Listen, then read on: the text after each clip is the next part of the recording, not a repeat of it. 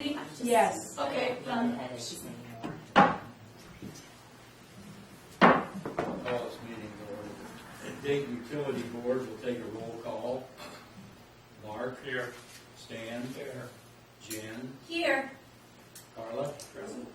Ron, so we're all here. Our town attorney, Alicia, you have anything? She's not here. She's off tonight, so pass that. Okay, we go to BF&S, Community Crossroads. Colin? All right, we are back again with the CCG project. We got a new agreement. You guys signed it last time, I believe at the last meeting, but we've had some delays with NDOT getting paperwork pushed through, and DC has now asked for an extension of time since we lost a month. So this new agreement is just pushing the completion time out a month to, I believe, November 1st instead of October 1st. So just need approval again to sign the agreement so we can get this going. And this is the last document, right, Jen? That Yeah. NDOT has been asking for. So once we do this, Jen will send it off to NDOT, and then we'll be good to go to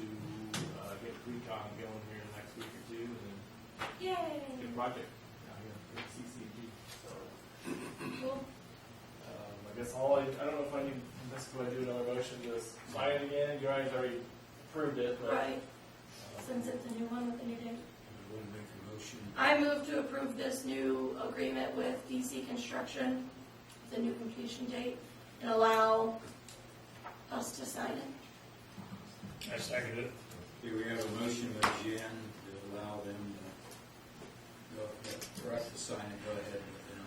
And a second by Stan. We'll take a roll call, or we'll take a vote. Mark? Yes. Stan? Yes. Jen? Yes. Carla? Yes. And I vote yes. Jen can go ahead and sign it. Pass it.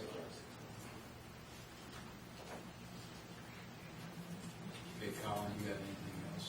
I've got a couple things. One, we are still have the police.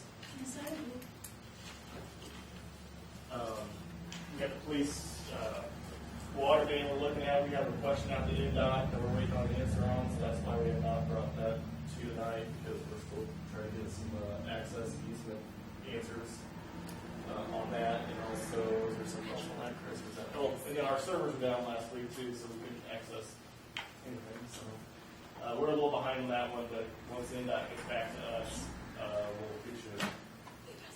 What we're planning on doing on that is just doing a small study to see, to give Chris some time to put some estimates together, some routes to make sure it'll work, and then once you see the cost estimate and everything like that, if you want to do it, then we'll do like a full design. But we thought we'd at least see step one before we move on to step two. Yeah. Yeah, see what it's going to cost Yeah. first. So that's what we'll present next time, and we'll go on and doc back to us. So.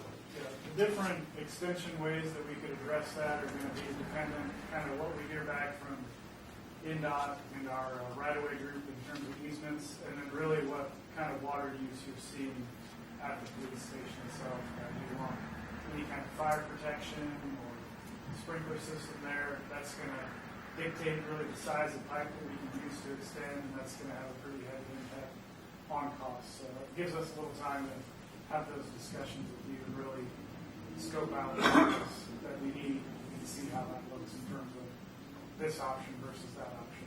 So that this is going to look at the police station and beyond. I guess. Yeah.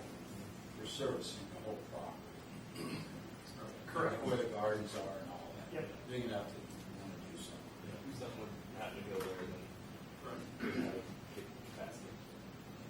And then since the last time we spoke about it, we did confirm that it's Circle K. They've got a service off that main. So they have a direct connection into that water main with I think it's a 3 or 4 inch service line to their building. But it's small enough that we probably wouldn't utilize. It's small enough you wouldn't be able to tap into that and extend it to your property. And since they've already got a service, there's probably not a whole lot of incentive for them to rework their connection into an extension. All right. Continue to But they they've got a 3-inch service I think coming? it's a 3 or 4. We looked over those plans. We looked at the plans in here there a couple weeks ago. They're hand-drawn plans, but, Yeah, that's pretty big for, well, with it being a fueling station, they've probably got requirements they need to meet in terms of fire protection, so they've probably got higher peak flow rates that they need to be able to meet, even though their sinks and restrooms would be fine if they weren't. They've got those requirements. That seems pretty large. Yeah, it Maybe is. they planned something down, maybe they're going to put a car wash or something It's possible. on that site. And the other thing we had was the SIA. Yep. We sent back our preliminary comments earlier today. Generally speaking, the plan that they submitted is fairly straightforward. We were reviewing mostly with respect to stormwater impacts. Since there's already an existing building there, already a sanitary and water connection, they're just mostly doing internal replumbing to tie into the building extension. But there's just under an acre of site work that they're doing, so we reviewed that in terms of compliance with the stormwater ordinance and the general engineering practices there. So I had a couple comments that we forwarded to you. We'd like for them to answer a few questions and make a couple of changes before we recommend approval. So for right now, we have recommended that they resubmit and address those comments that we have. What do they pay for the waste, stormwater down there? Would this add anything to, we don't tell them what water, wastewater is for It's stormwater. $55. I don't think there would be much of a change. They're still detaining everything on site the way that they do right now, and then they've got the release from that. And it's a small enough area that it's compared to their larger overall stormwater plan, it's a pretty small change. are they putting up another structure? Or They're expanding their health and wellness center, so it'll still be one building, but they're adding, I think they're roughly double in size. If they pay less than some people here in town, it looks like to me they've got 3-4 times the roof space down there. And asphalt, parking lot, and everything. But they do on-site detention before they release into a public system, so that could be reason behind that. So their allowable release rate is probably still comparable. Yeah, to some the are private. other people too. So it's- looks like that was pretty cheap then. So you'll get the okay on those other things, the questions answered. Yes. Then you'll. Yeah, they'll give us a formal resubmittal package that will do the same process again, Okay. either have more comments or recommend approval from them. Recommend approval goes back to the council. Yep. Yeah. Same Probably process. sign off on it. Correct. So there was a question on the engineering costs for that we have to pay, right? That they have to reimburse us? Yeah, they already paid us, right? They have done that? Yes, they did. It's already paid, okay. And then our contract with you was hourly not to exceed, so I think they gave you $3,500. Our contract was not to exceed 35, so if we only bill you 2,000, and the rest of that is yours. Did we, the one gas station down there, did we ever collect from them for their services? Or? No, I think the attorney was going to go over this. She was gonna send the, she was waiting for the original, yeah. Okay. Anything else? I think that's it for now. There was talking about the inventory in the courts, and we're not on inventory in Yeah, the pays are raised, so our, I believe we got an updated pay rate. So I have a copy of that, and I believe it got sent to Rob. Okay, I'll check. So our guy, yeah, they went down, are doing the analysis, but they've come through, rated all the roads that need to be rated, and now that we're working on the actual analysis of making sure all the courts and everything are on the 911 That's the system. Shady Lanes courts, right? So that's what the next step we're doing.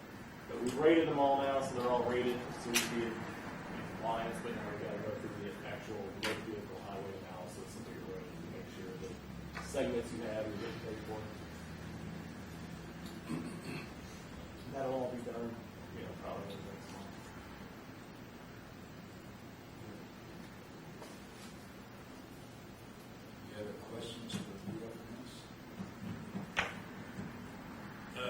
last week we talked about the Baker Farm Service Road, but I don't know if that's anything to talk to them about, or then the grates, covering the grates. So that everybody in town knows, the service road down at Baker's Farm is falling apart, and we think it was built wrong, so we all met down there with Malacus and GF&S and the person putting it in, and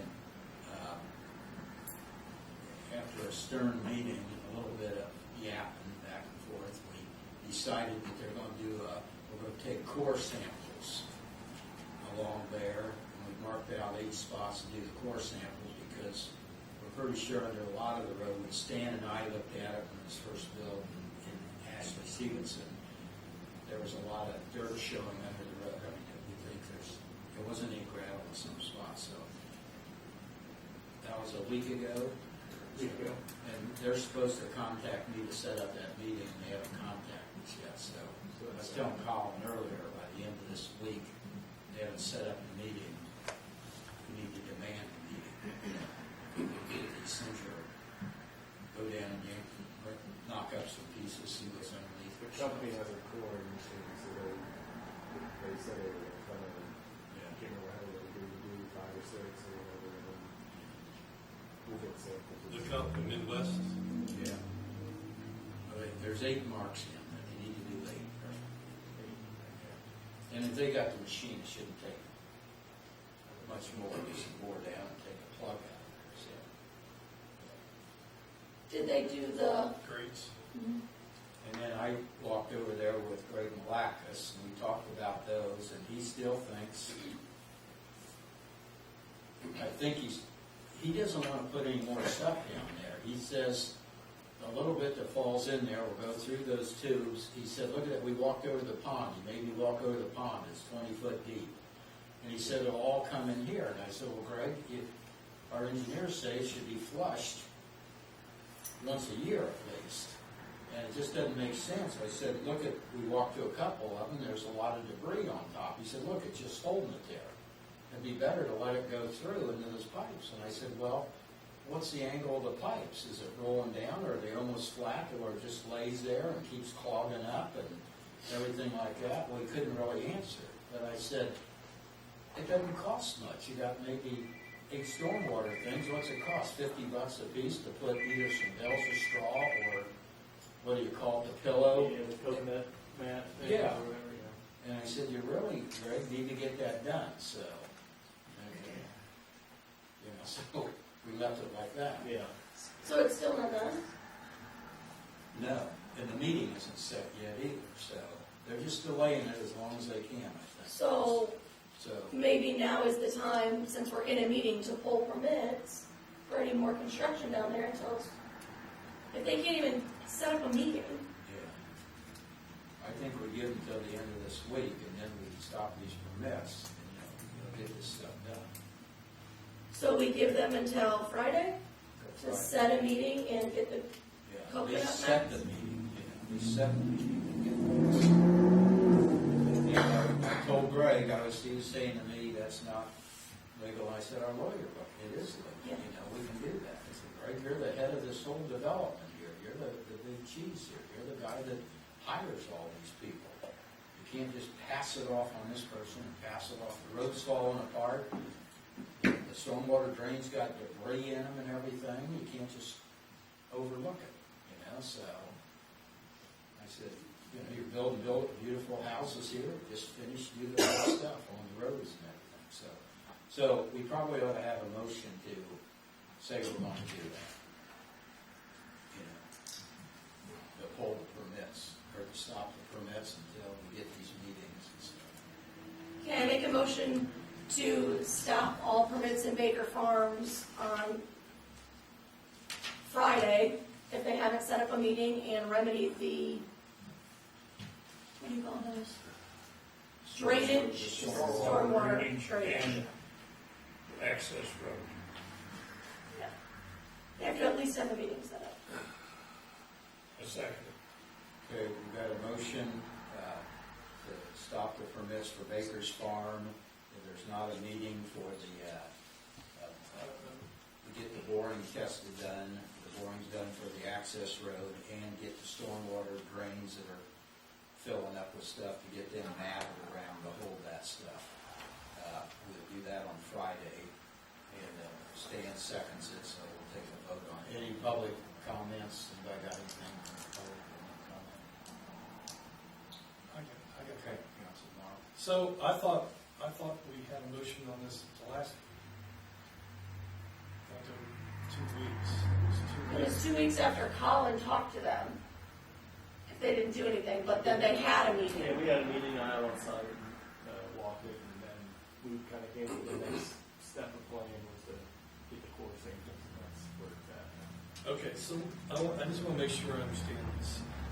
Because Greg's not here to say it, but what you talked to Greg about was, he said he doesn't feel like he needs to cover the grates. He feels that he doesn't need to because he says the little bit of stones, rocks, clay, dirt, whatever, going in and won't hurt anything. They'll go through that 12-inch pipe into the center pond. Okay? And I asked him how do you know how steep they are? They might just lay in there if it's almost flat. If it's only a 2-inch drop per 1,000 foot. All those little pebbles, but the one grate, there's a bunch of backed up limestone and rocks. So eventually, irregardless of whatever their slope is, I suppose, they could clog up to some extent. Are they under any obligation to jet those lines at any point? I don't know, we have to read the original, they're supposed to sweep the streets once a month, and they haven't really been doing that, but they look fairly clean for the most part. We tell them when it gets really dirty, but we have to read the original contract to see when we're supposed to jet those stormwater drains. Or they are supposed to jet them out. Do they do it at all? Do they do it once a month? Do they do it once So a year? we don't know if they're obligated to jet those things. Right, but they're supposed to cover this, they're supposed to keep everything from going in there. So that is, they are supposed to. They are supposed to do that, yes.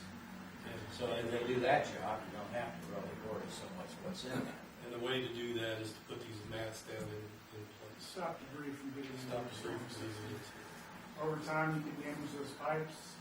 If you keep flushing debris through, you're gonna fill up your detention pond with debris, and then where's the water gonna go?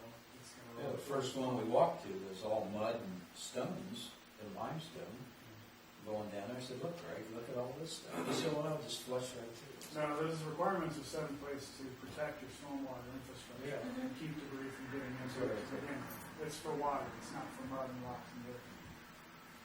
Okay, so it sounds like these things should be in place. I've seen them in place in other developments. Okay. All right. And I feel like Friday's very generous. This is a new. Okay, so any other discussion with anybody about it? Okay, we'll take a vote. Mark, Yes. Stan, Yes. Jen, Yes. Carla, Yes. and I vote yes. So I'll contact Malacus and let him know what we came up with. 'Cause he can push these guys and get them to do stuff, so he did the last one. All right, anything else with BF and this? We don't have anything else. You have anything else for us? Sorry. Thank you guys again for your donations to our parade, to our Christmas parade. I got a nice little letter from you, Yeah. thank you, it's on my desk. Light it up with the others. Yeah. It'll be in our news and notes and our, at work. So Oh, no. appreciate it. We'll have your name on a pumpkin. All right, there we go. It would be FS on there. It won't be F&S, but we'll carve Helen's face. Yeah. We'll There find we a go. fancy person to carve Helen's face. Yeah. All right. All right, Thank you all. Thank you. Just copy it. Yeah. And tell Mike what we talked about. So I'll just copy both. Yeah. That way somebody doesn't feel left out. Yeah. Thank you. Thank you. Bye, guys. All right, we got the adjustments. On the sheet for July the 18th, there's a customer on 736 Main for 7225. Customer on 758 Jefferson for 129.24. Customer on 711 Walnut for pool credit of $40.68, and customer on Forum Drive 618 for pool credit of $40.68. Does anybody have any questions? They're all okay, right? You made up the list. All right. I make a motion, we approve these credits. I second that. Okay, we got a motion to approve the credits for July 18, 2023 by Mark and a second by Jen. I'll take a vote. For any other discussion from the audience? No? Okay. Take a vote, Mark. Yes. Stan? Yes. Jen? Yes. Carla? Yes. And I vote yes. So go ahead and get those credits. Adjust. Adjustments.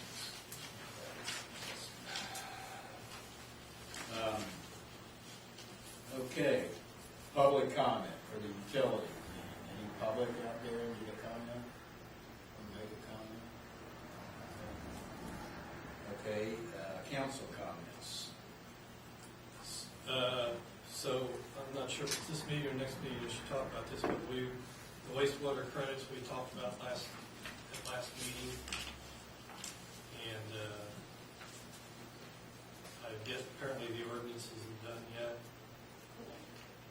So, I think that we need to come up with some kind of a method so that the people who have been expecting credits for June should be able to collect them after the fact, after we get the ordinance in place.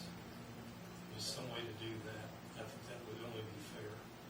Well, why don't we just make I think that you all decided you wanted the due date to be every month there was a due date, but maybe we just make the due date at the end of the June, July, August period for all of the months. That's not the same as making it the same at the end of every month. And I think. No, I'm saying, right now, it was going to be, if you wanted June credits, you had to apply by the end of July. If you wanted July credits, you had to apply by the end, so maybe we just make one not due date, but you know what I mean, like one end date that you can ask for the credits for any of those months. For just the first time, or Just like in general, yeah. No, that wouldn't be the same as then next year. You can't apply that to next year because I think they should be getting them at the end of every month because in essence, they're really paying for something that they didn't use and there's no sense holding them hostage for 3 months for paying for something that they didn't use. So I think these credits need to be applied on a monthly basis for those 3 months and not after the fact 3 months later. And I'm saying that the deadline to ask for it. Like, if they are before the deadline, if they come in July 2nd, whatever, but the deadline, like the last time that they can ask for them. But do them 3 months individually. They come in, when they get this bill for this month, they can come in and they've been irrigating, they can apply for the credit. or if they want to wait or are you saying if they want to wait and collect all 3 months at the end of some period of time? Right. So they can do each month or at the end. That would, I So they think, have make two it, different options. Give them a choice, yeah. Okay. and it would make it easy for like anybody that, because the ordinance isn't ready now. Okay, so the people that are getting their bill now and want credit, After it's passed, they'll just ask for it, okay. and we'll go back and look at it. But the same still applies, like they still have to have the 3 months, all that. It's just like, the deadline is not August 1st for June.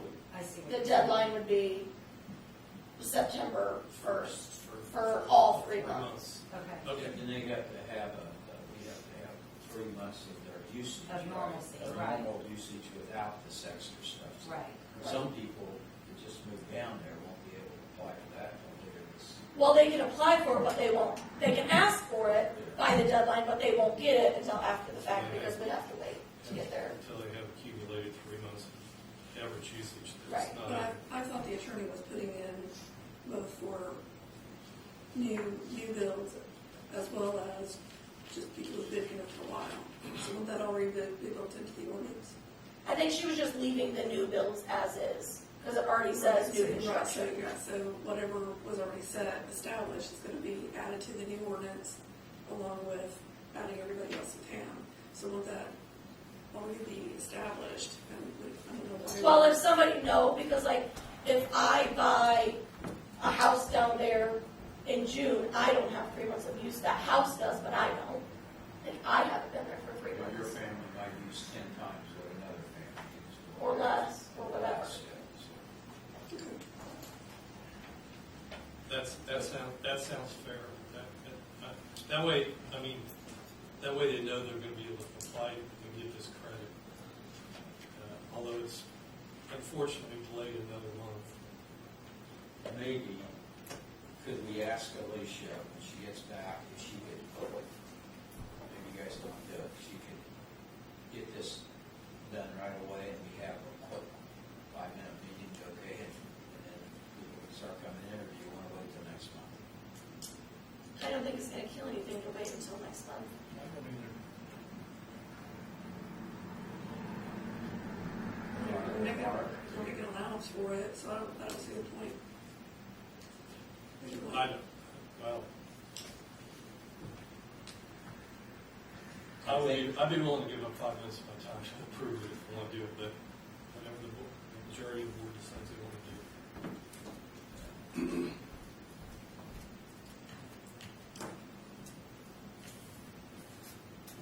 It's gotta get done by next month. Yeah. It's gotta be done next week. I think if Bridget could explain to him that she's working on it, we'll have it next month, and okay, we'll start asking for these credits. Hopefully that'll ease it, okay? And they'll be able to get 2 months, right? If they, so next month when they get their bill. Yeah. they'll get- I don't think anybody's gonna be up in arms, because when they moved in here, this ordinance didn't exist. Well, So like, they can't be mad about an ordinance, like, I want this ordinance now, but it never existed, and you moved in and it didn't exist. So hopefully nobody's gonna be. I think what's happening, I got a call this afternoon from a realtor that sold a house to a lady at Baker's Farm. And when they're selling these houses, she said Malacus and them, they're not telling them how much the water is and what it approximately costs to irrigate 4,000 or 5,000 square foot or 2,000 square foot. And this person gets a bill of $800 or so, and all of a sudden it becomes a problem. It's something you don't think about it before, and then maybe the credit is $300 or $400. So it's something nobody looks ahead, but they have to do a better job when they sell these. Here's the cost, here's roughly the things, what it's going to cost people, because this person said that it's going to keep costing this, I'll just move, you know? So, yeah, it wasn't on the books or anything when they moved in, but nobody thought, I think most people think, oh, irrigating the yard will cost $50 or $70. Well, I mean, but that's not on the town that they didn't do their due diligence. No, I and know, look I into know, that. So, I'm just throwing out there. It's a service they're paying for that they're not using. And so, under any circumstance, that doesn't feel good to me. Now, Mark, we're changing it. I'm not arguing about that, but I'm just saying that. and some of them that move in right now and have no record of usage without irrigation, they gotta wait a long time too. Anyway, I hope they understand that. Well, yes. I explain that to them when they come in. Yeah. And Malacus and Majestic, both of their offices have our rate sheet. I have emailed them both our rate sheet. And when they come in, I go through that with They're every not, customer. when they come into you, they've already bought that house. Exactly. When they have that pre-sales meeting and all that, and go through it, that's when Malacus and the Oh, I need to agree. do this, and the people are saying they're not doing it. They don't even know there's a park in the back of it. They don't even know that. You know, it's just- Sure. So, I'd like to discuss this just a little bit more, so that we make sure that when we do get this ordinance finally put together, is it going to address leaks or lights? I thought we just left it at, didn't we talk about this? Because you were saying irrigation and we were saying, no, everybody should be able to ask for it. That's correct, but what I'm saying is this going, you know, it's, the original verbiage didn't say anything about leaks. Oh, because we're just doing it for those months. The boards have always done it for the last 20 years. I understand, but it's, No. So we need to have it in there that it's a, if you want to make it completely legal, it's for leaks. right. Anything that runs on top of that ground that they can prove that they get a wastewater credit for. Right, okay, so we think that we want that to be included in this ordinance for leaks as well. Or maybe,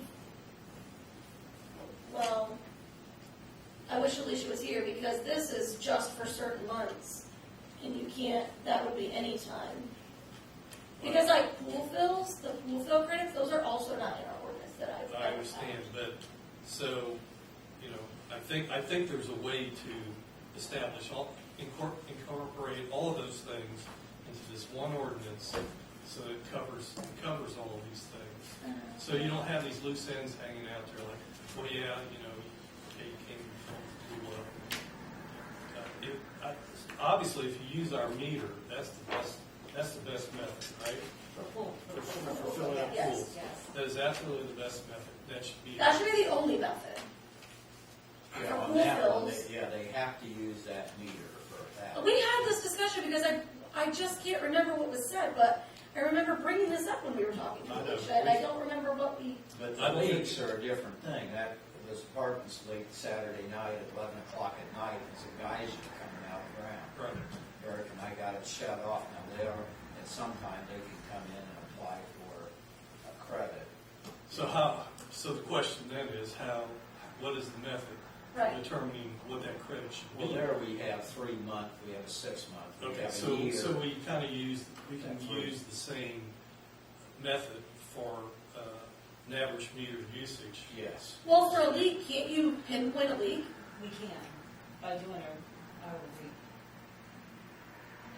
even, there was a resident on Baker Farms, and she stated that she didn't think that they were using their irrigation.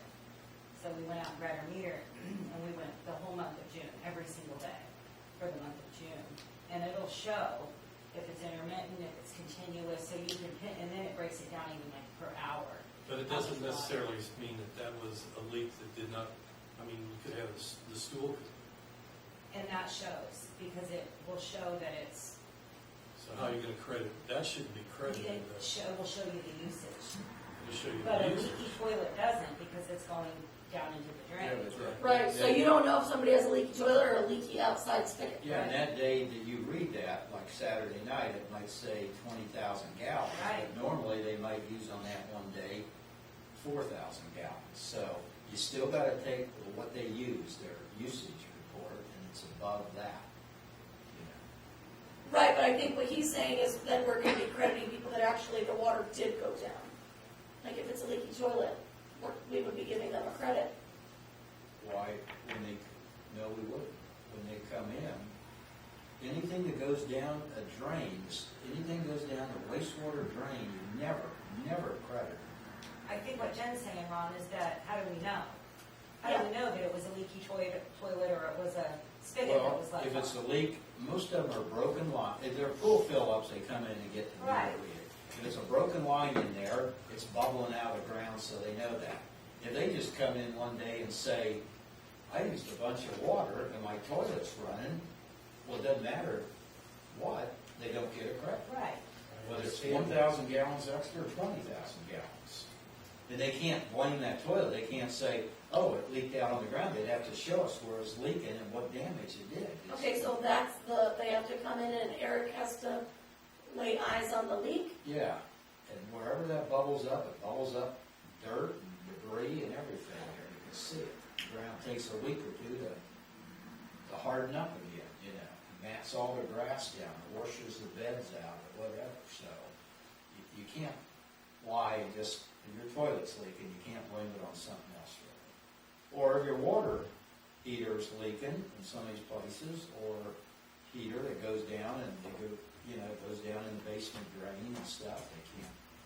We've had a lot of that in the past. They try to get credit, they sometimes. See, I've try been to lucky get because credit. I haven't had that. But we haven't had I it haven't. lately, so. I haven't had anything like that. I mean, the one gal that her spigot was left on, she actually had a picture and text messages from the person that was watching her home and her animals that went over and noticed the spigot was on. Years ago, one time, somebody hooked a hose to a neighbor's house and ran it to their house. Filled their tubs, did their dishes and all. You know, so you get a few odd things once in a while. So it's pretty easy to So, tell, you know. is this going to cover wastewater credits or not? I mean, no, yeah, broken pipes. Is this ordinance going to cover broken pipes or not? I hope so. Okay. Yeah, we'll have to talk to Alicia, for sure it does. It is.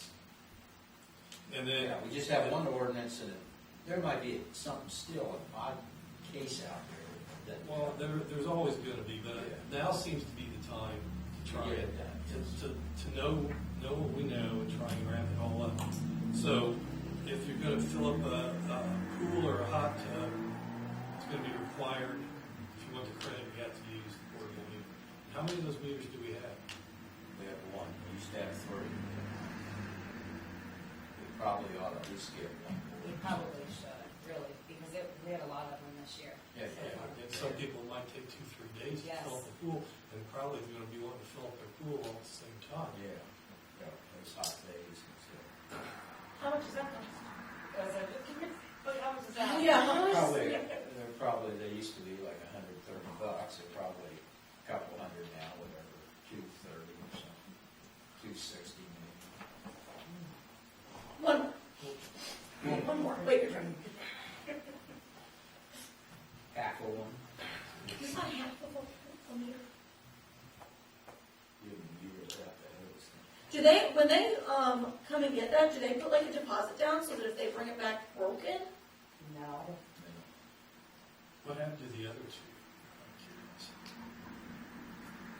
Well, a past councilman borrowed one and brought back damage, so that was no good. And the other one, we don't know. I mean, it probably got lost somewhere in that.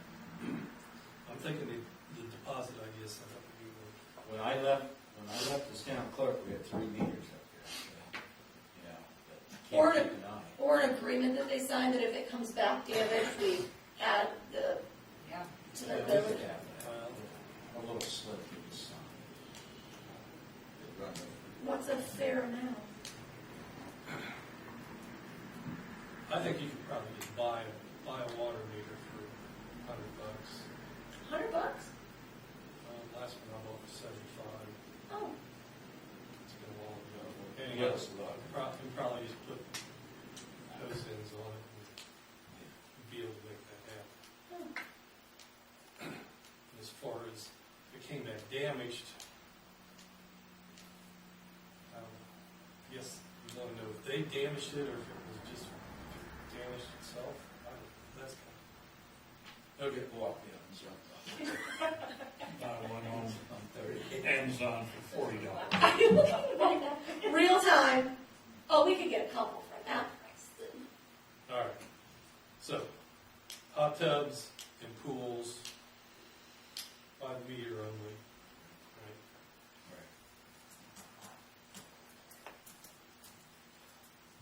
Although, if somebody were to fill up their pool during June, July, or August, and still ask for credit, Double dip.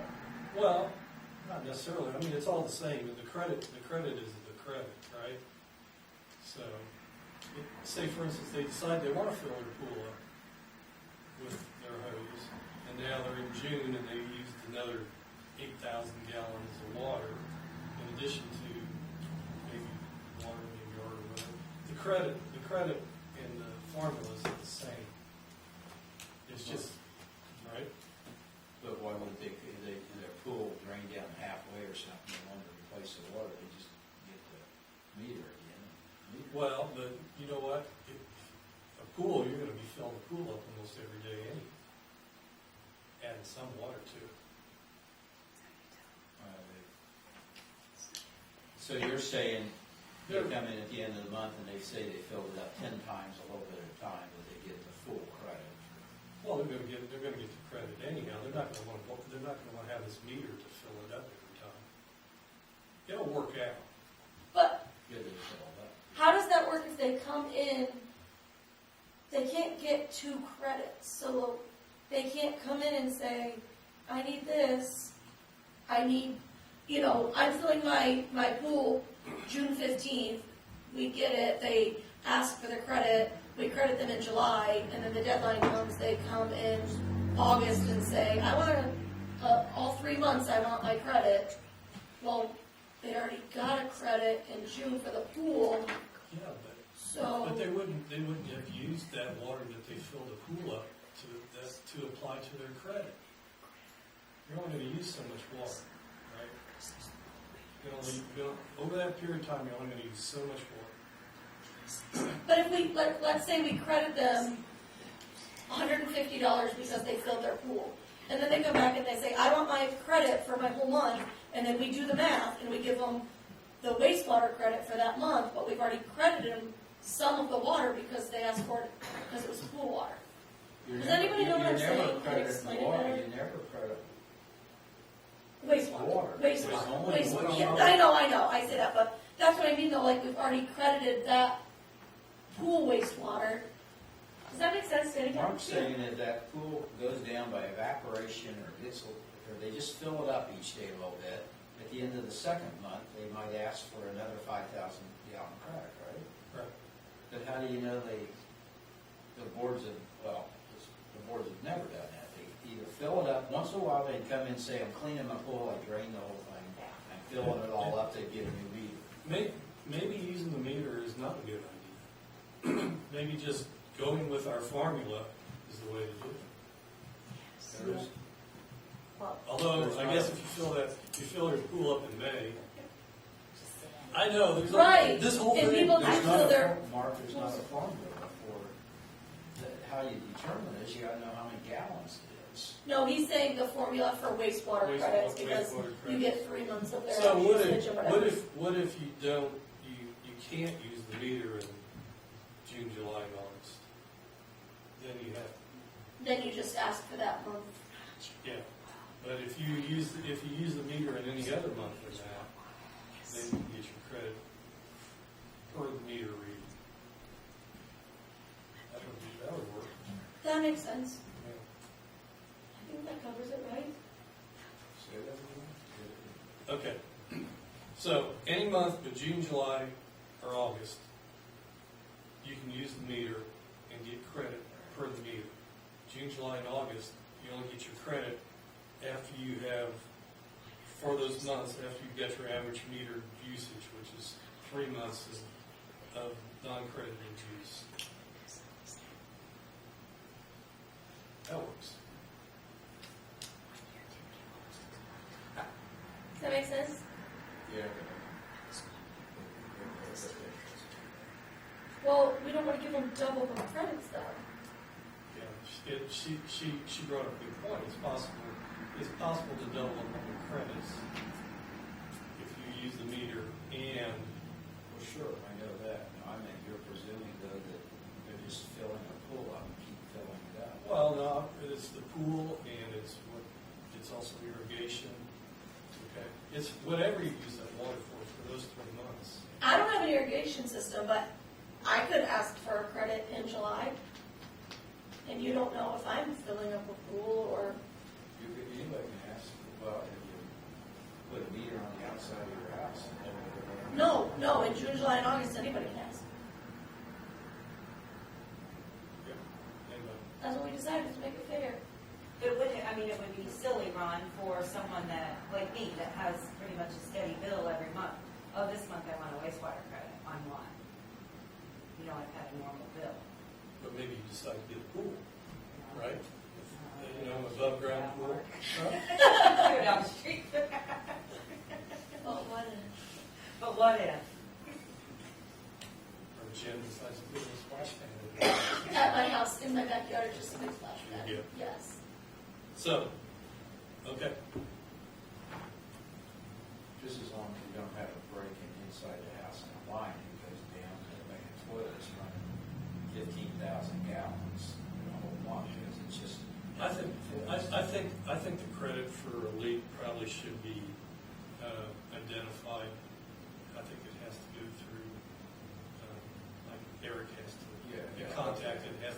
eyes on it, right?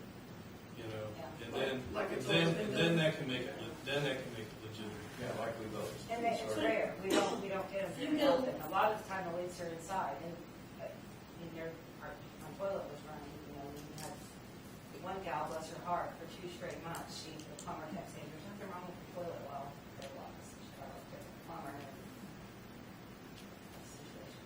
Figured out. So if you have a leak inside your house in June, July, or August though, lucky you, it's just gonna be assumed that, No, that's what you want to eliminate. You don't, just because it's June, July, and August, doesn't matter when, if you have a leak, it does not go down that drain, you don't get credit for it. Or If it did. or if it goes down the drain, you don't get credit for it. Right. Because there's some massive leaks that in the And I past, I've guess- gone down those drains. I've had it. You know, We just, okay, our house over there, our rent house, just costs about $70 more, and it's a leaky toilet, been running all month. So they can't, went down the wastewater drain, and we get billed Lafayette's and charging us for wastewater and all that. So we don't want to give them a credit. But I think if you go out and you ask the people, always in the past, where's your leak? Well, it's out in the yard. Well, you go out and it's all sopping, you can pretty much believe them. But if they say it's out in the yard and there's no, you know, their toilets, you don't run in that very often. But Eric can look at it and sort of verify. But it should be good that that there is a method for doing it, and it's documented, and that's, Right. you know, we're gonna make this law, we're gonna make this ordinance, we just want to keep it as clean as possible. So, and it is confusing, but yeah. I think there's a method to make it as least confusing as possible. Make it as fair to everybody. It's gotta be fair to everybody. Yes. All right, any more, Mark? Phyllis? Nope. Okay. Stan? Nope. Jen? No. Carla? I don't have anything, so. Turn this meeting over to Jen. Great. All right, July 18th, 2023 Dayton Town Council meeting. Ron has already taken roll call, we're all still here. Alicia's not here, but I always just put the ordinances under Alicia. So we have a salary ordinance that we need to update. Bridget took over as clerk treasurer, but because our clerk treasurer previously didn't do anything and the stipend was taken away, it wasn't on the salary ordinance for our clerk treasurer now. Thankfully, the clerk treasurer we have now is doing things, so I think it's only fair that we reinstate that stipend. So you need an amendment, motion that we state. Well, it's an ordinance, so we have to go through the whole thing. The whole thing. So the ordinance is just adding on the stipend. Yes. So, and we need to decide, because we can do one ordinance that takes effect right now, because Bridget has been here as clerk treasurer since April, and she's not got the stipend, so we can adopt one that has an effective date back in January, so that she does get that stipend, or we can adopt the one that has an effective date today, and she just gets the stipends starting now going forward. I think she. And my opinion is, I don't think that it should just be an automatic, like, I'm a clerk treasurer, I get this stipend, but this clerk treasurer has, It's a stipend that's always been given to a clerk treasurer who's in here and working, work. not the one that wasn't in here and didn't work. Right, and I think from day one, Bridget's been working, so Yes. I would be in favor of going back and making it effective when she became clerk treasurer. Yeah, I agree. I agree. Okay. Dollar sign is just going through my head right now, like, oh my God, that's just more money we're spending. Your eyes My roll. my taxes are gonna cash. If you get that pool. Is it got right in January or April? April when they start. April. Yeah. We can start it now.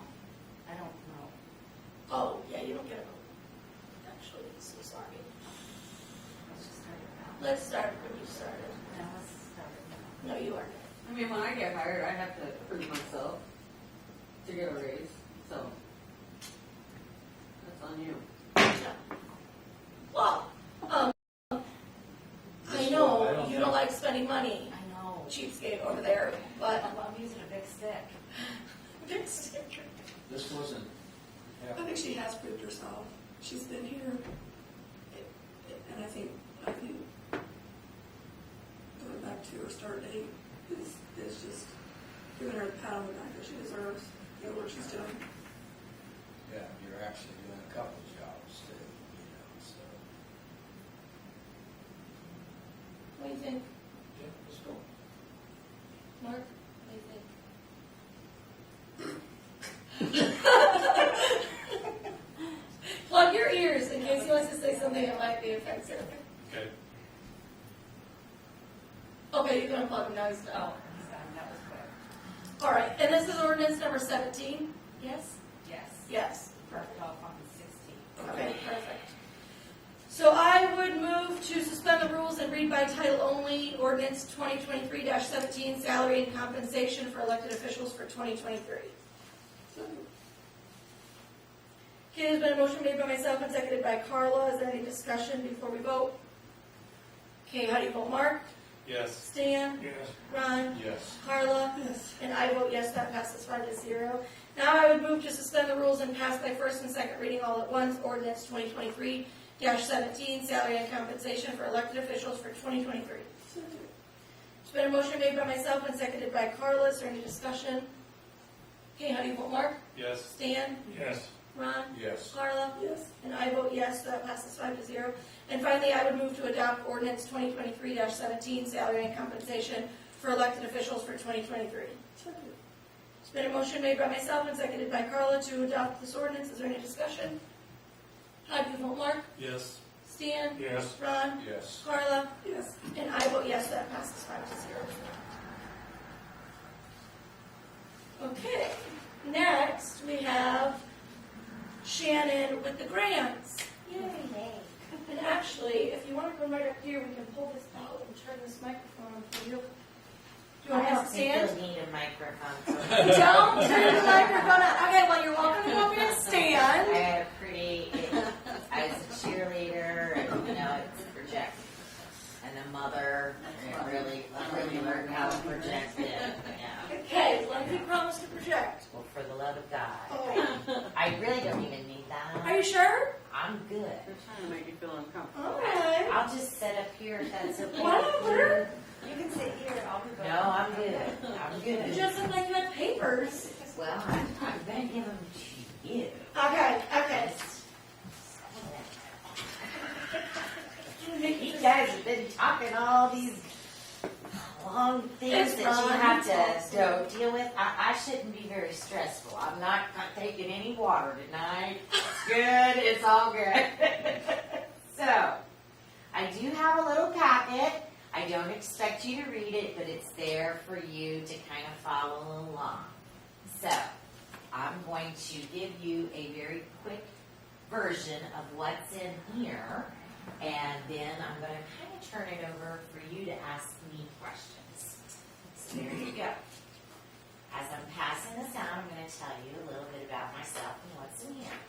So, as Jen indicated, my name is Shannon McClode. My company's name is Priority Project Resources. We are based out of Greensburg, Indiana, which is about 2 hours away from here. It's in the southeast quarter. I don't know if it's halfway between Indianapolis and Cincinnati. But I have been doing federal grant writing and administration for 31 years. And I put about 30,000 to 40,000 miles on my car every year because I canvass this entire state. Up here in this neck of the woods, I have worked with some other communities. The town of Otterburn has been my client for probably, I'd say 20 years. I think I've been working there for maybe over 20 years.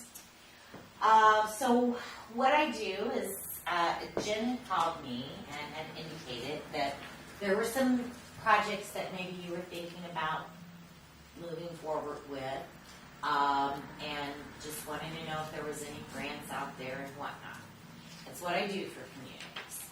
I go in, I get a list of what it is you'd like to try to accomplish over the next 5 to 10 years. I tell you what's available as far as grants, what's out there. Some projects I'm going to tell you there's probably nothing. Others I'm going to say, well, there's a shot, but you're going to have to do X, Y, and Z in order to qualify, and your probability will be this or it'll be that.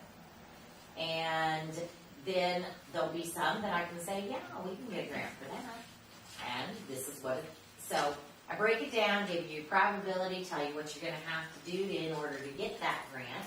And then if you decide you want to go for one of those grants, then what we do is we enter into a letter agreement. And I say, I will write your application for X amount of dollars. And you'll say, yay. Or you go, maybe not. Well, it is what it is. My fees are what they are. I've been doing it for 31 years, and I kind of have that luxury of, it is, you know, I don't charge that big amount to write an application, because typically I get paid, I make my money on the admin. And admin is unlike some other people out there, and I don't, when we enter into something, I have a fee to write the application, regardless if it gets funded or not. I've been doing it for 31 years. I've only had 2 projects not get funded, so I'm pretty good. But I also only take on projects that I know I can get funded. If you give me a project and I know that there's no way in heck that I'm going to be able, no matter how good I am, I'm up front because I don't want to waste your money and I don't want to waste my time.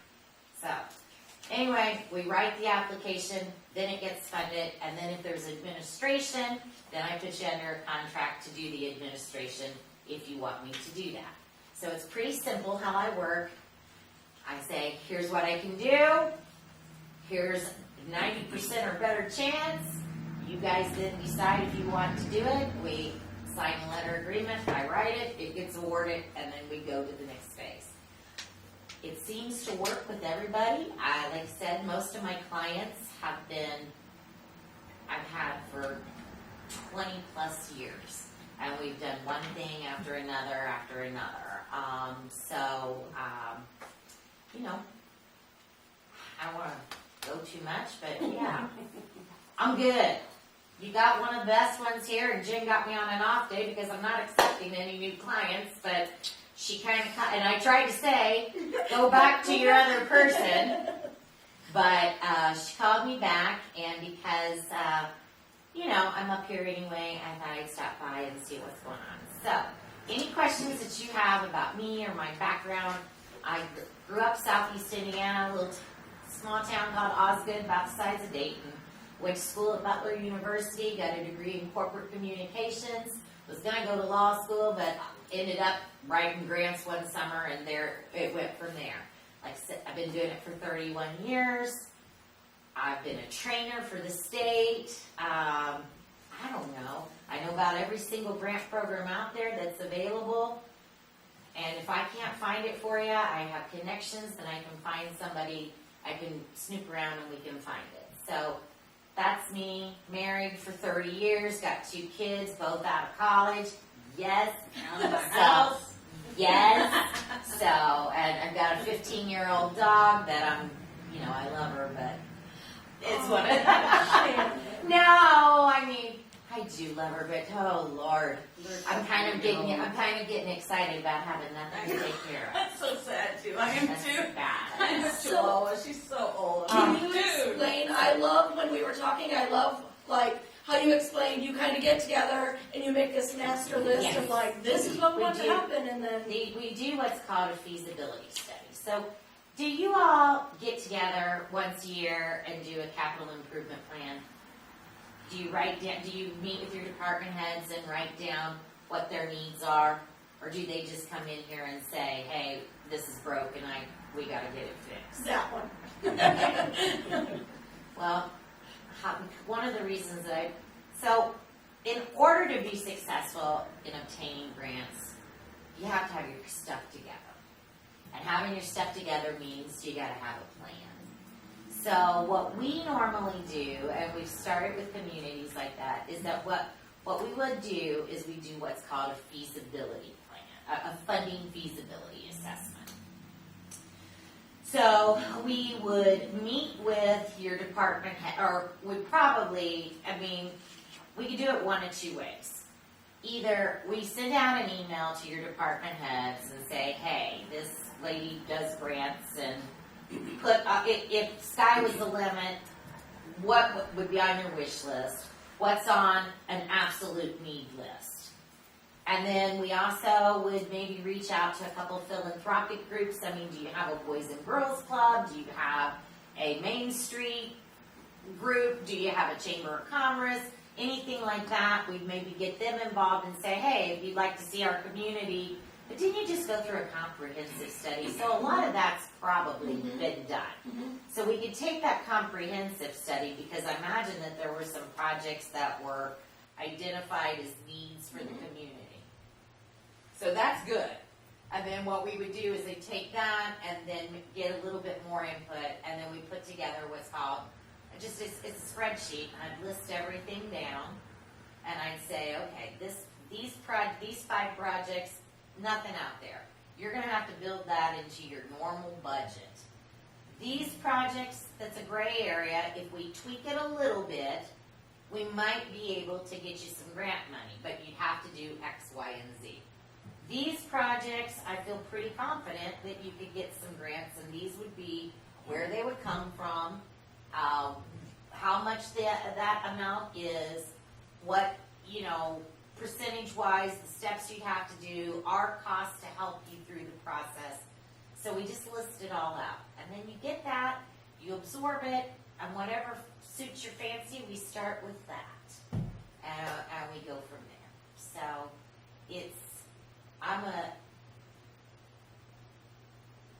I like to have the facts, I like to keep it simple, and I like to just knock them off one at a time and get to work. And a lot of it though, unfortunately there's a lot of grants out there that it's all touchy-feely stuff. You're gonna have to get your community people involved. You're gonna have to get committees. And if you don't think that that's gonna be a possibility, then I don't know. But that's where that funding matrix would tell you this is what you have to do. And you can determine whether you wanna do it or not. And that's that. I don't know, I knew that there was a police car, maybe, is that one of the things that you needed? There's no grants for that, flat out. Well, we applied for the USDA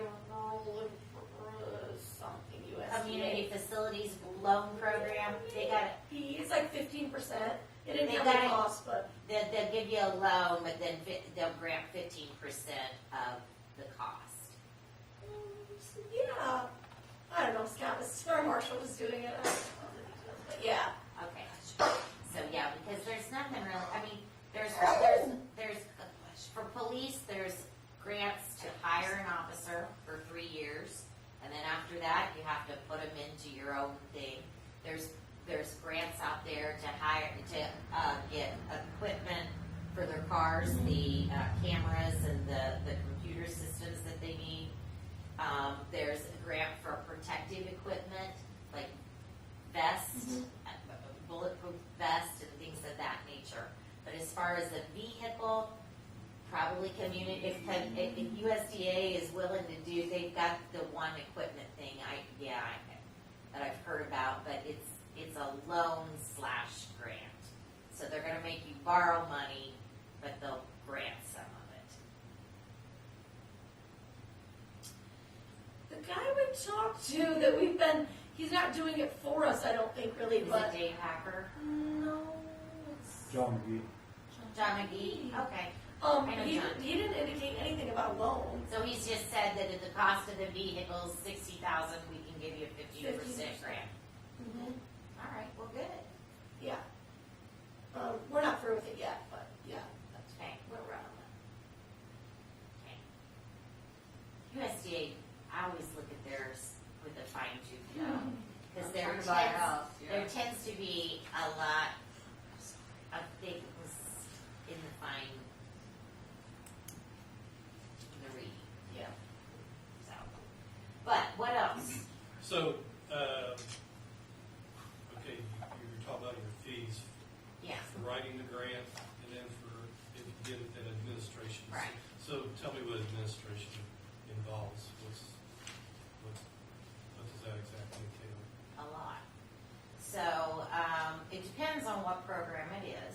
Like NDOT, if it's a grant through NDOT, there's not a lot of administration through that because NDOT does most of the administration. But if you get a grant through the Office of Community and Rural Affairs, if it's a planning grant, which I think that's what you had to do your comprehensive plan, there's not a lot to that. But if you get a construction grant, there's a ton to that. There is, you have to do, keep full financial records of the every single expenditure, which we work with the clerk and we just kind of reconcile. We do a breakdown every month of here's the project cost, here's how much we're ordering out of grant, here's how much is coming out of your local. You write the checks, we get copies of the checks, we keep all of that so that you get a State Board of Accounts clean audit.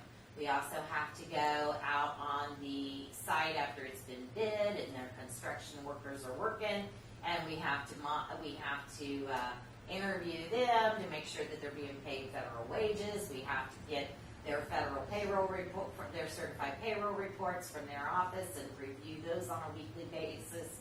Make sure that everything's on the up and up. If somebody's being underpaid, we in turn have to go and get restitution. And that's after it's even funded, or after it's bid.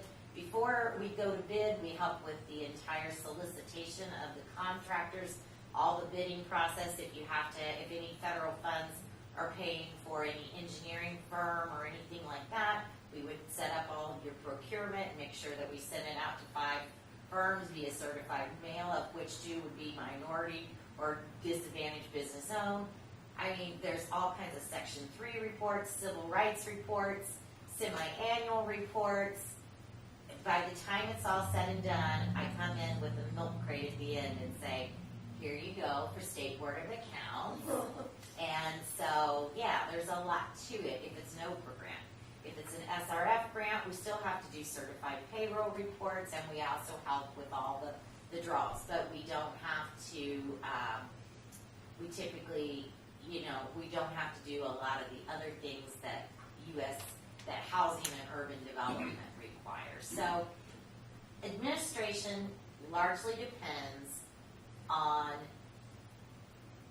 what funding source, and sometimes and often that's how we've been so successful is we mix funding sources.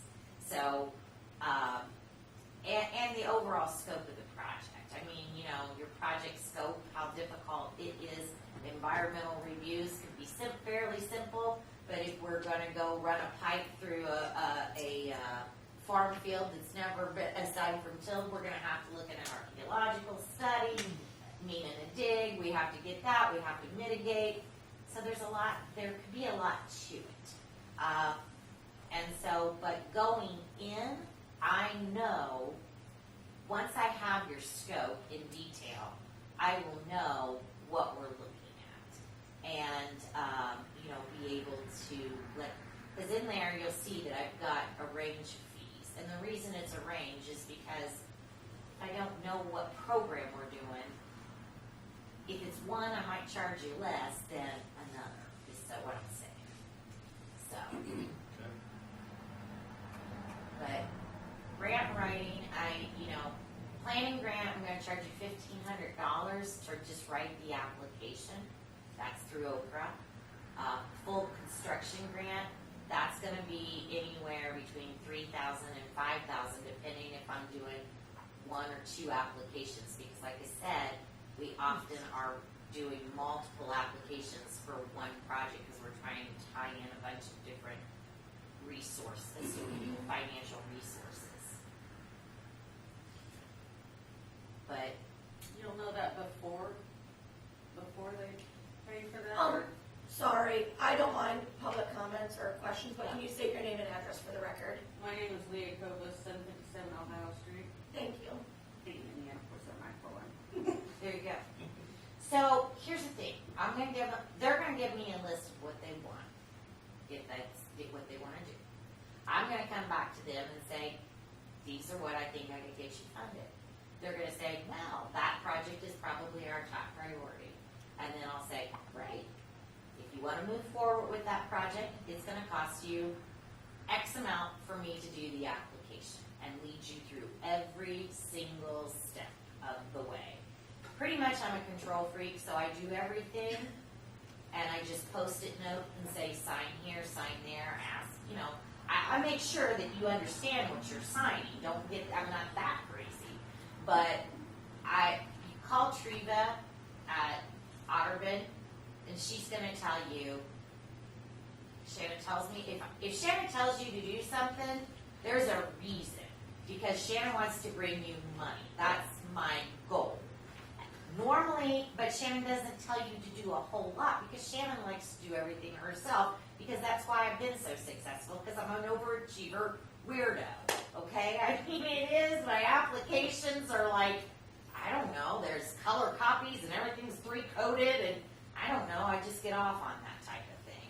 So, bottom line is then we would say, to write this application, X amount of dollars, and here is a list of town, what I'm going to need from you. And I give you specifically a list of what I'm going to need, when I'm going to need it, and who the responsible party is.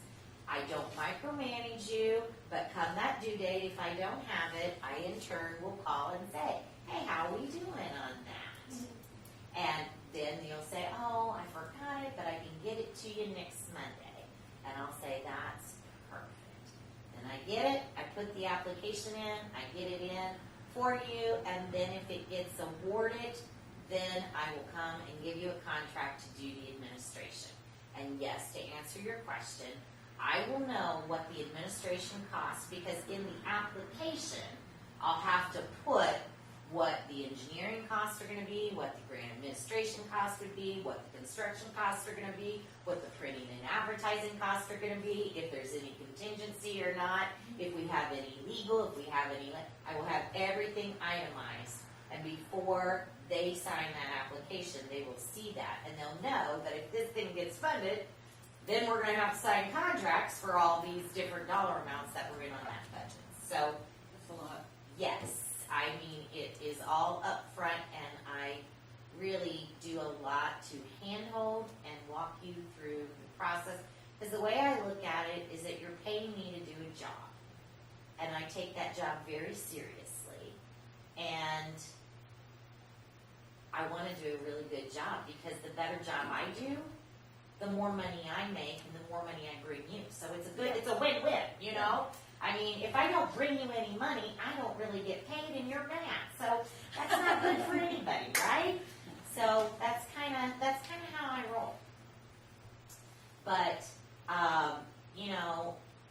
you need larger projects are probably where you're going to, because, minimum, I'm not going to write any application for less than $1,500, even if it's to your community foundation.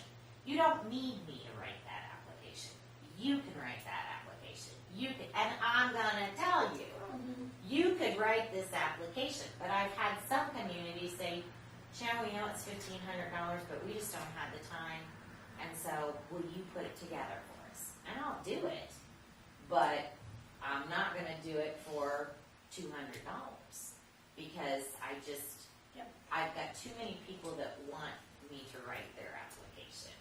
And so I got to charge what I charge everybody. So, but I will say, like I said, on that list, I'm going to identify what sources are out there, and I'm going to say, do you need me on this or do you not?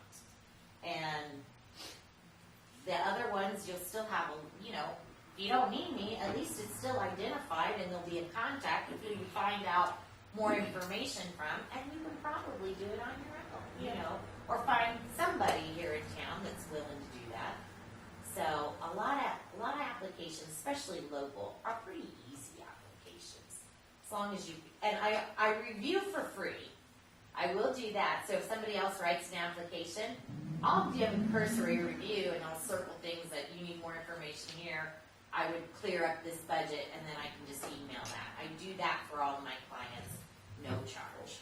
But if they actually want me to write it from start to finish, well, you're going to pay me. But I guess that's just the thing is that you all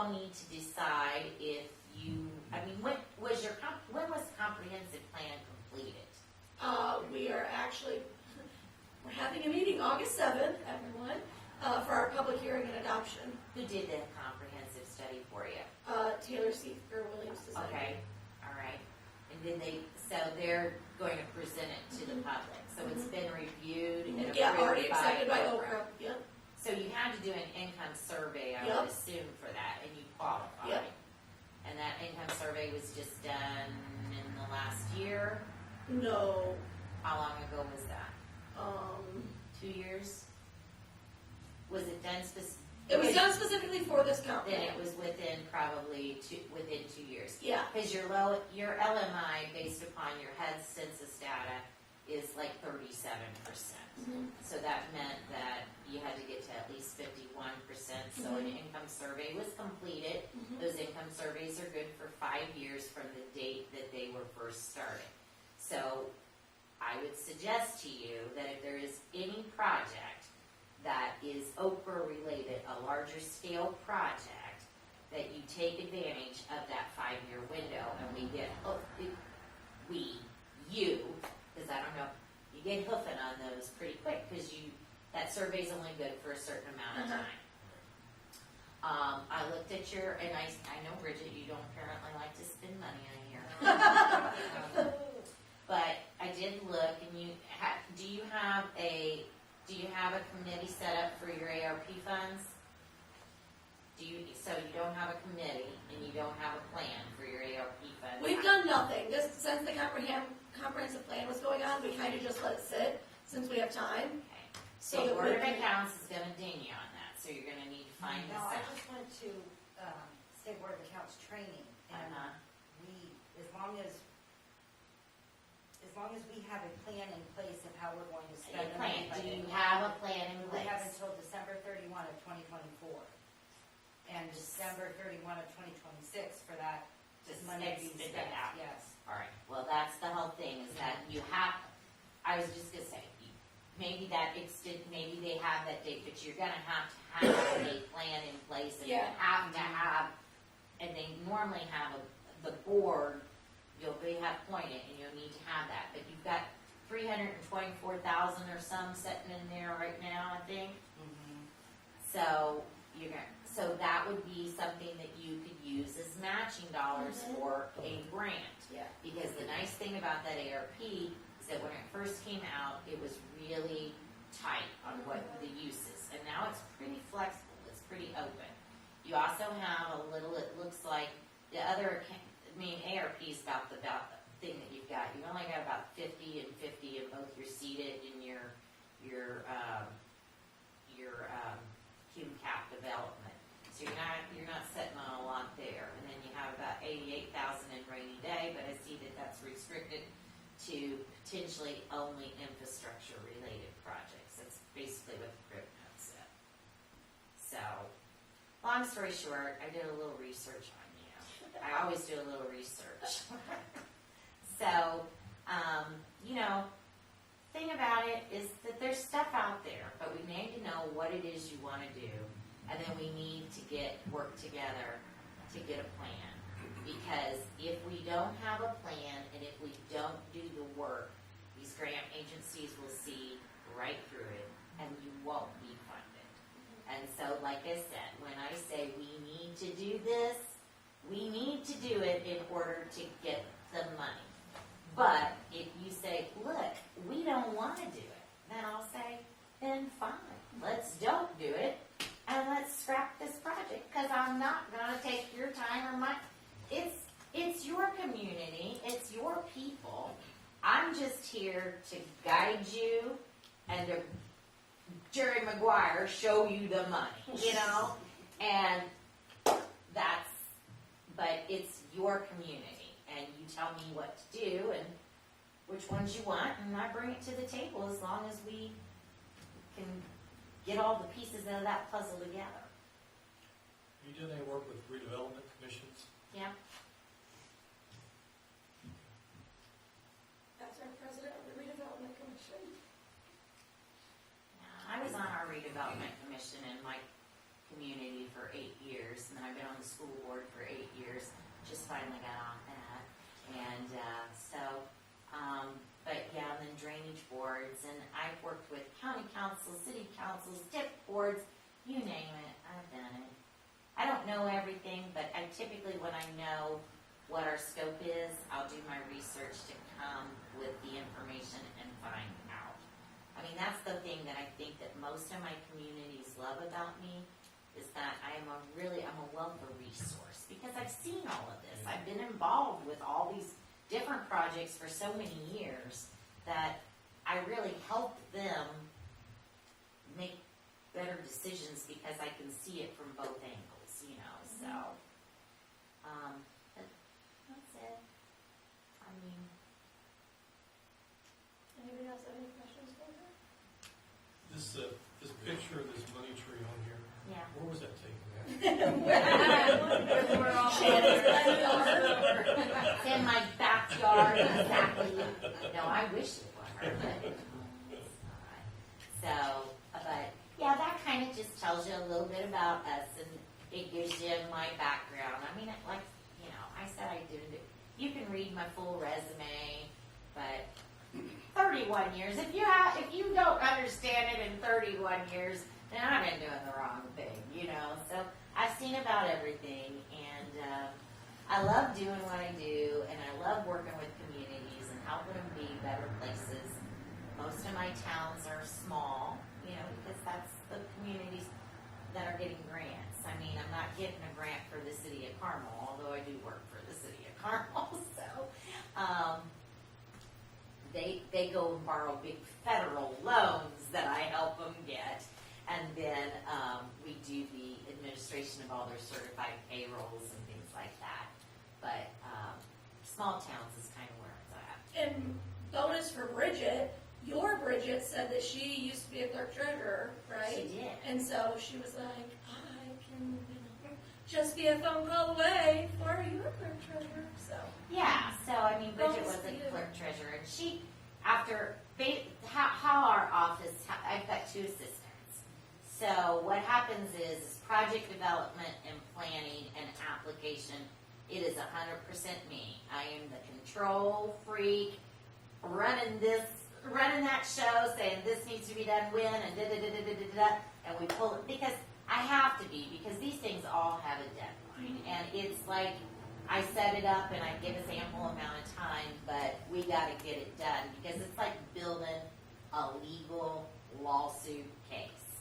Then once it gets awarded, you're still gonna see me through the administration process on a spot check basis. I mean, I oversee everything that's going on in the office, but all my financials, so when we need money for a project, we need to pay bills, that's Bridget. She'll work with you. And then as far as the labor and whatnot, the certified payrolls, that's Jenny. She does all that data entry. And then I yell at those 2 and say, how are we on, now how's Dayton coming along? We got any problems? I'm going up to their meeting, give me the scoop, and then I come up here and I tell you what's going on and say, here's how we're going to address that and that, and do you got any issues? And there we go. So that's kind of how it is. I like your statements, 100% woman-owned, It is. which provides an advantage. to It meeting does. certain goals. In certain programs, it does. Although we're not considered minorities anymore. We used to be, but now there's a lot more women-owned businesses than you think. There's a lot of them. So, but yeah, I didn't give my husband 1%. Does any other council members have questions? Yeah, just one, which, Sure. so, just for ballpark, and I know that it's gonna vary from Okay. rank to rank, but ballpark, from beginning to end, kind of a time frame. On a construction grant. So if we are like a planning grant from beginning to end, when you're doing a plan, you're looking at about 12 to 18 months. A construction grant, you're looking at having to deal with me for at least 3, maybe 4 years. Because we're looking at, it's going to take us a full year to put the application together. I mean, it really does, if you're doing a good one. Because you've got to do the planning. You've got to know the scope. We got to have the cost updated. We have to do an environmental. If we've got any land acquisition, we have to do all of that. So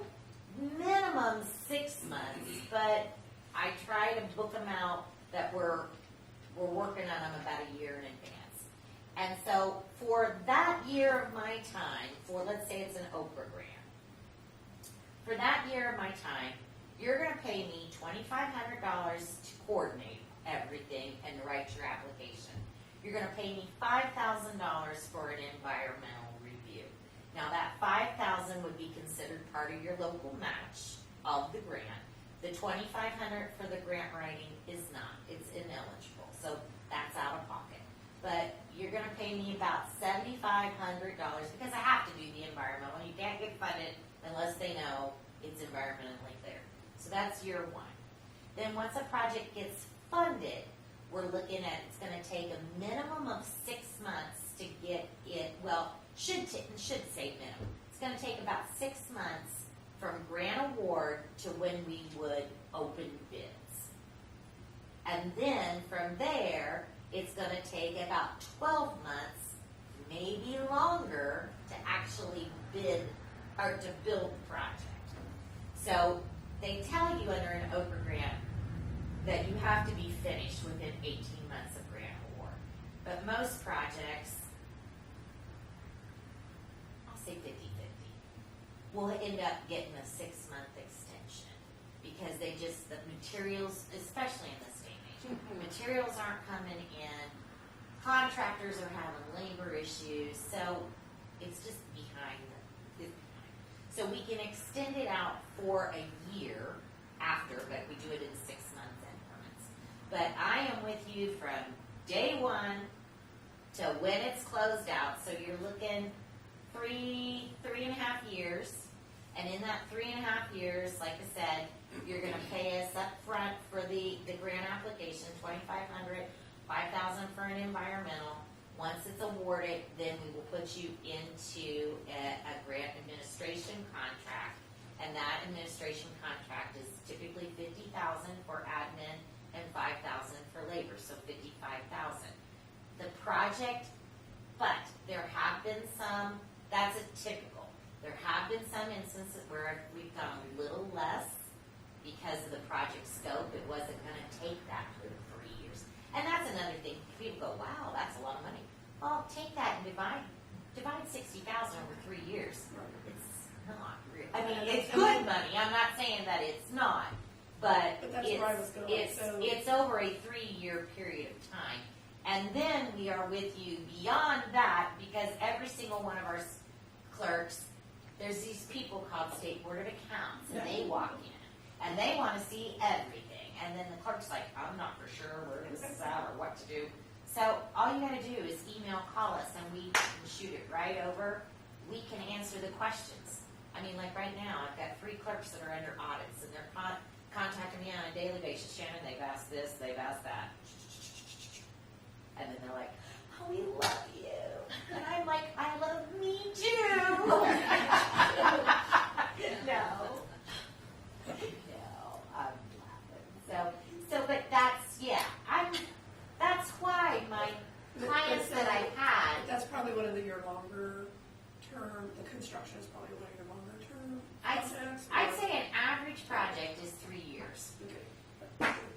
Doesn't matter what the project itself is. And if it's a construction project, you're looking at 3 years. But the nice thing is that once we get it under construction, normally in my communities, once one's under construction, we're applying for a second one.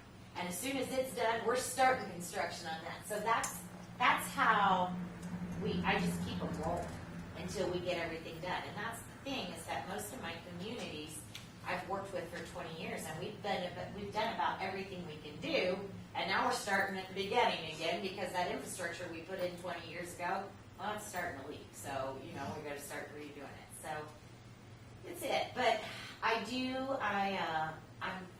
pretty straight to the point, and I know I'm full of myself, but I'm just on a tear tonight. I think it's because it's after 8 o'clock. I'm like, I didn't get it. But no, I think if you call any of my clients, they're going to say, she's the best and we don't worry about a thing. And I love that. Because that makes me say, I did a good job for them. They didn't have to worry about a thing. So, questions or comments from the public? Can you please state your name and address for the record? Cindy Marsh, 749 Shady Lane. Hi, Susan. Hi. So what's the next step? Yeah, that was what I was gonna ask. Do you guys just wanna think about, I mean, No. do you wanna do this funding feasibility matrix and figure it out, what you got out there? Ready to go, what do you think? I'm ready. We can't do anything until we know something. Yeah. Yeah, so, I mean, basically, all you would be doing is saying, yeah, we wanna get a list of our projects together. And, you know, the thing about that is if you guys kind of do the emails to whoever you think and collect the data and get it to me, then I can put the list together and do the matrix and get it to you, and that's no charge. Now, some of my communities want me to set up a meeting where I come and I sit down and individually talk with everybody and then do a public meeting. If I'm gonna have to come and do some meetings and drive up here and collect this, then I am gonna have to charge you $500, I will do that for $500. But you can collect it yourself and get it to me, I get it to you, but if I have to come and get all of that, then I'm gonna do $5 for that. I think that we could just collect it and get it. Yeah, together. that's what most everybody does. And then what I do is just have them, so just send out an email, like I said, send it out to your department heads. Send it out to your police, your fire. Send it out to maybe your even local churches if they've got food banks or homeless shelter or something of that nature. 4-H clubs, community center, boys, anything that you can think of as a group, and say, hey, we're working with this grant, well, we're not working together yet, but we're thinking about trying to improve the community, get some grant money. If the sky was the limit, what would be things that you'd like to see accomplished in the town? And of those things, what is the one thing that is most, what do you really need? So have them distinguish between, oh, it'd be great if we did this, but we really need that. And then get that stuff to me. And then I will put together the matrix and get it to you, or I'll come up with it and we can discuss it. And then you decide if you want to pursue them or not. But like you said, we have this comprehensive plan, so a lot of that Should already be in there. And if you can get me a copy of that comprehensive plan, that would be great. some light reading. Yeah, I've 500 read a pages few. of light reading. Yeah, but actually I know, working with Scott I know him, I'll just email him.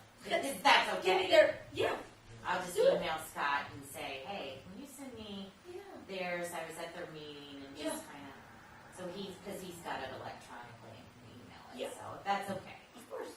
And I'll CC you on it. Cool. But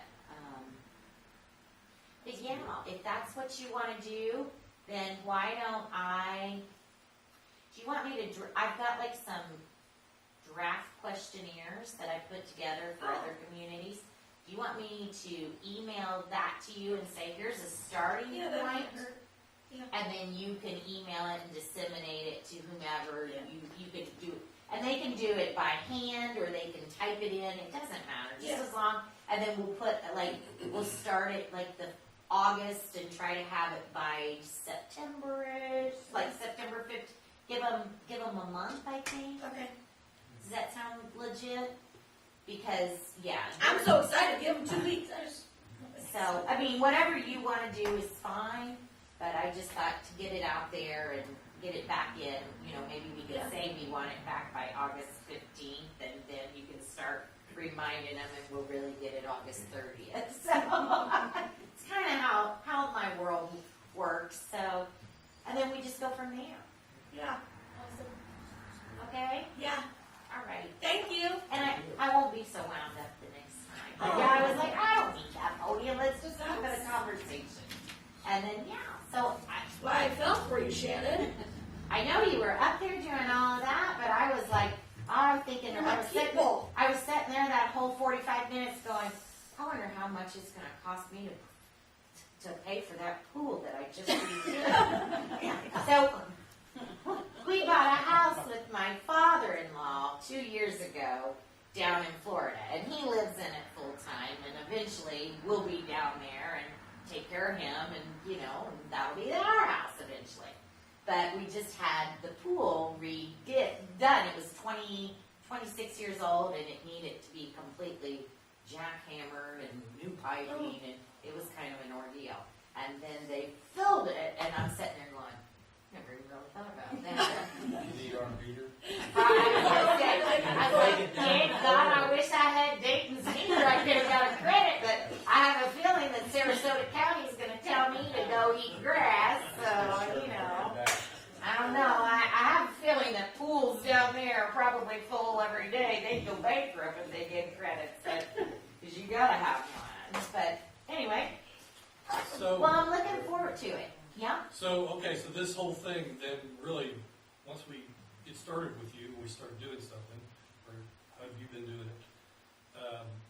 It's going to be a long-term thing, right? Well, we do it project by project. So, But probably a minimum of 3 years. If you yeah, do a well, that's project. right. A project could take us, if we do a construction project, we're going to be together for 3 years unless I do something just hellaciously wrong and you can't stand me. You can terminate my contract. But other than that, we will be together for probably 3 years from start to finish. And then if you like me and you think that's great, well, about halfway through that one, you're going to say, Shannon, do that one. And I'll say, okay. And then before long, it'll be up and with Dayton for 20 years, so. I guess more of my question was, is there some kind of contingency plan? And say, for instance, you go buy a lottery ticket tonight and decide you don't want to do this anymore. Right? Say you went to Stockville Flea Market last weekend. So the bottom line is that I am, the only way I wouldn't finish out a contract obligation, even if I fell into a well of money, if I die, that's a problem. Right. And that's, But- I didn't want to say that. But- I thought the lottery was Yeah. more appropriate. Well, the bottom line is that, my girls in the office, Bridget, she's also certified. So she could administer, in the event that something were to happen to me. And, So everything that has been accomplished during this period of time is ours. Even if we've got to find somebody else to finish it out. I guess I'm just looking forward to right. something. If you have to ever terminate my contract or I can't finish it for some reason, you'll have everything that I did up to date. And any other certified grant administrator could come and finish it up, and finish out that project. And like I said, Bridget could do it. I have got some people that have been doing it almost as long as I have that would, I'm sure, they would, and Oprah or whatever state agency you're dealing with, they'd find somebody to help you. Absolutely. But really, death's about the only thing.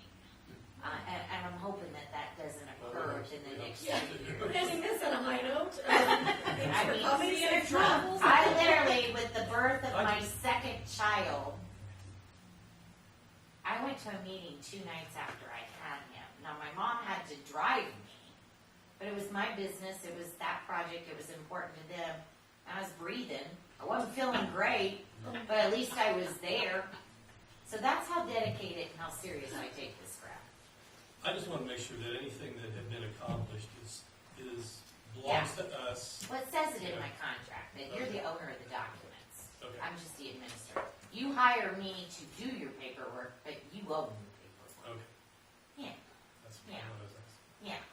Now, there might be, I mean, Mark, you really think out of the box, and you think I've been here It's a- for one She meeting knows with you, you, and Mark. I am like, this man considers every possible case scenario there could be. She knows you're cheap, she knows you think Yeah. I've already, within an hour and a half, I'm like, okay, I got your number and your number. So, but no, I mean, I did have one community, and this was way back when. I had done the environmental study for them, but they kept kind of jerking me around as far as when they wanted to go, if they were going to go, and in the time being, 5 other communities were. So, I said, so they got. Apparently, they wanted me at a meeting that I didn't know that they wanted me at, although they said they called me, but it was one of those he said, she said. I didn't go to the meeting, so they decided that they were going to utilize another grant administrator. That's fine. Okay. It just didn't work out. It's only happened to me once. That grant administrator called me and wanted that environmental study that they had signed the contract.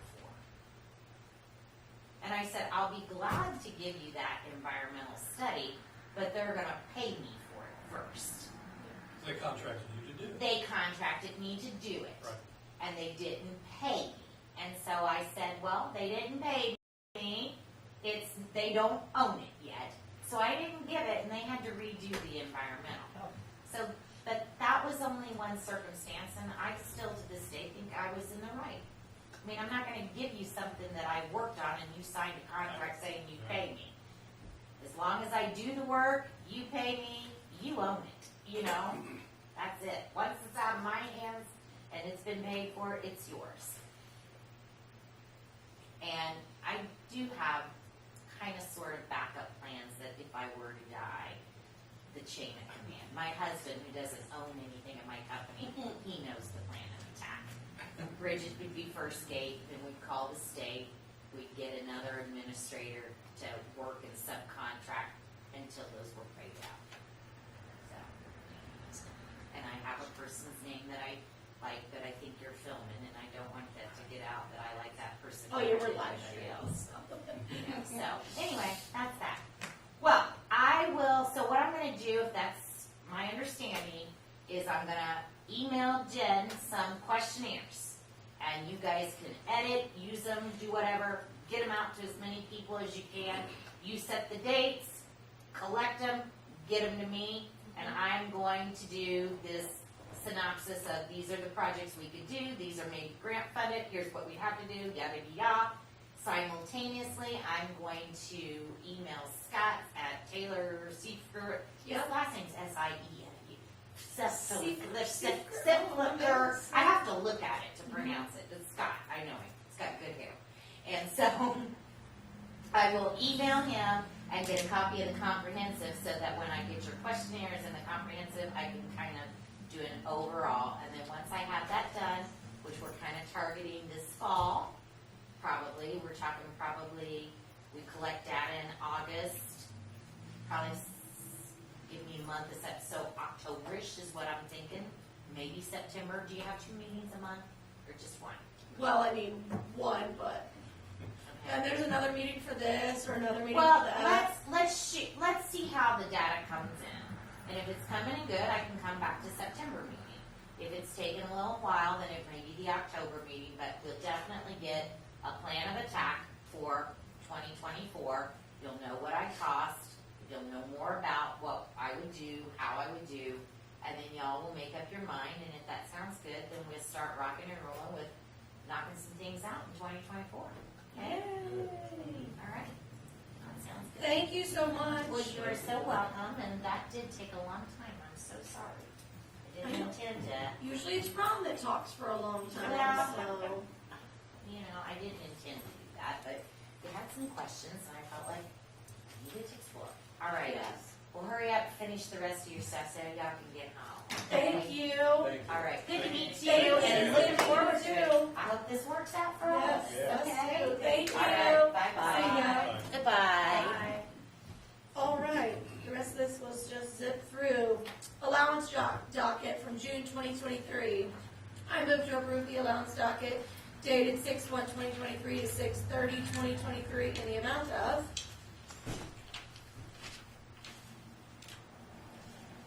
$29,941.72. Second.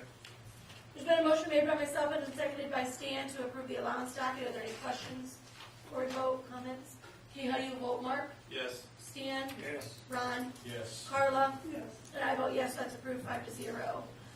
Next is the claims docket. I move to approve the July 18th, 2023 claims docket in the amount of $126,844.84. Second. It's been a motion made by myself and seconded by Stan to approve the claims docket. Are there any questions or comments? How do you vote, Mark? Yes. Ron? Yes. Stan? Yes. I just skipped you. Carla? Yes. And I vote yes, that's approved 5-0 also. So for the reports, we have April and May, but we're still waiting on June. So I would move to approve the following April 2023 reports: the appropriation report, the bank reconciliation, the fund report, and the revenue report. And then the May 2023 reports, the appropriation report, bank reconciliation, fund report, and revenue report. Second. Okay, there's been a motion made by myself and seconded by Stan to approve these monthly reports. Any questions or comments before we vote? How do you vote, Mark? Yes. Stan? Yes. Ron? Yes. Carla? Yes. And I vote yes, so those are approved 5-0. The following minutes. I move to approve June 20, 2023 Utility Board, June 20, 2023 Town Council, the June 20, 2023 public hearing for the capital improvement plan, the June 2023 public hearing for our TAP fee amendment, and the June 2023 public hearing for our USDA vehicle purchase. Second. There's been a motion made by myself and seconded by Stan to approve those minutes. Are there any comments or questions before we vote? How do you vote, Mark? Yes. Stan? Yes. Ron? Yes. Carla? Yes. And I vote yes, so those are all approved 5-0. Next on the agenda is the clerk treasurer office. Do you have anything, Bridget? Okay. Next is the community center. So we're still waiting to hear back from the other person about, well, we heard back from one person that was just so busy they couldn't take it on. So they gave us the name of another person to contact. So that's kind of, we're waiting on that. But what we were thinking is, in the meantime, that place in there, some of it, some things are very obvious that are gonna need to be done, like ripping stuff out and just like hauling away trash. So what we were thinking is maybe hiring somebody to start working on those things. Not to move anything around, not to put up walls, not to do any of that right now, but just to get like preliminary, to get going on. To do the things that we're gonna have to do regardless of what we change in there. Does that make sense? Clean up. Yeah, basically. Yeah. Yeah, there's no problem. Can we Sidewalks use- removed and decks were removed. Can we use this person for other things besides that? Oh, yeah, because they would be a town employee, but Okay. we just don't have anybody that we can like. Talking about the community center, that's exactly what we was talking about with this grants, is that's the direction we're going. These grants is going to maybe. Oh, right. Center. Right. That's, Hoping we can get grants for lots of things, but. yeah, but Yeah. that's one of the things that we're looking at. Yeah. So, to make this easy and not having to have another meeting like we did before, do we want to have a subcommittee to find this person, hire this person, and get them going? Are we all comfortable with that? Yes. Okay, so can we make the subcommittee be Ron, and then would you be willing to do it, Mark, as building and maintenance?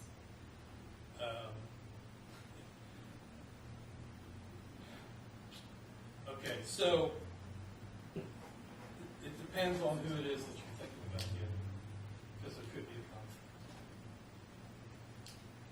Okay, So I'm going to say, because of that, I'm going to say no. Stan, do you want to be on the subcommittee? I don't care much. Streets, Yeah, okay. whatever. Okay, so is everybody okay with that? We have a subcommittee. So we will have, and I'm not thinking a full-time person, like no benefits, nothing like that. Are we all in agreement with that?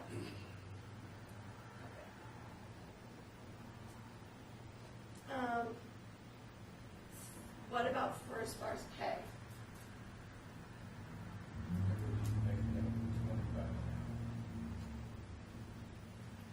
Are we all comfortable with 25 an hour?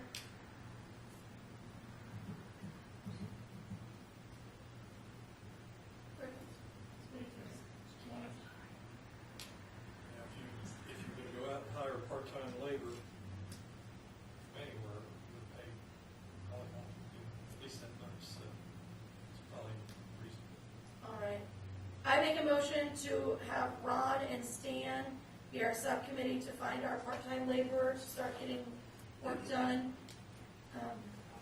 at the rate of $25 an hour, nothing full-time, no full-time benefits or anything. Is there a second? Second. Okay, there's been a motion made by myself and seconded by Ron. Is there any discussion or questions before we vote?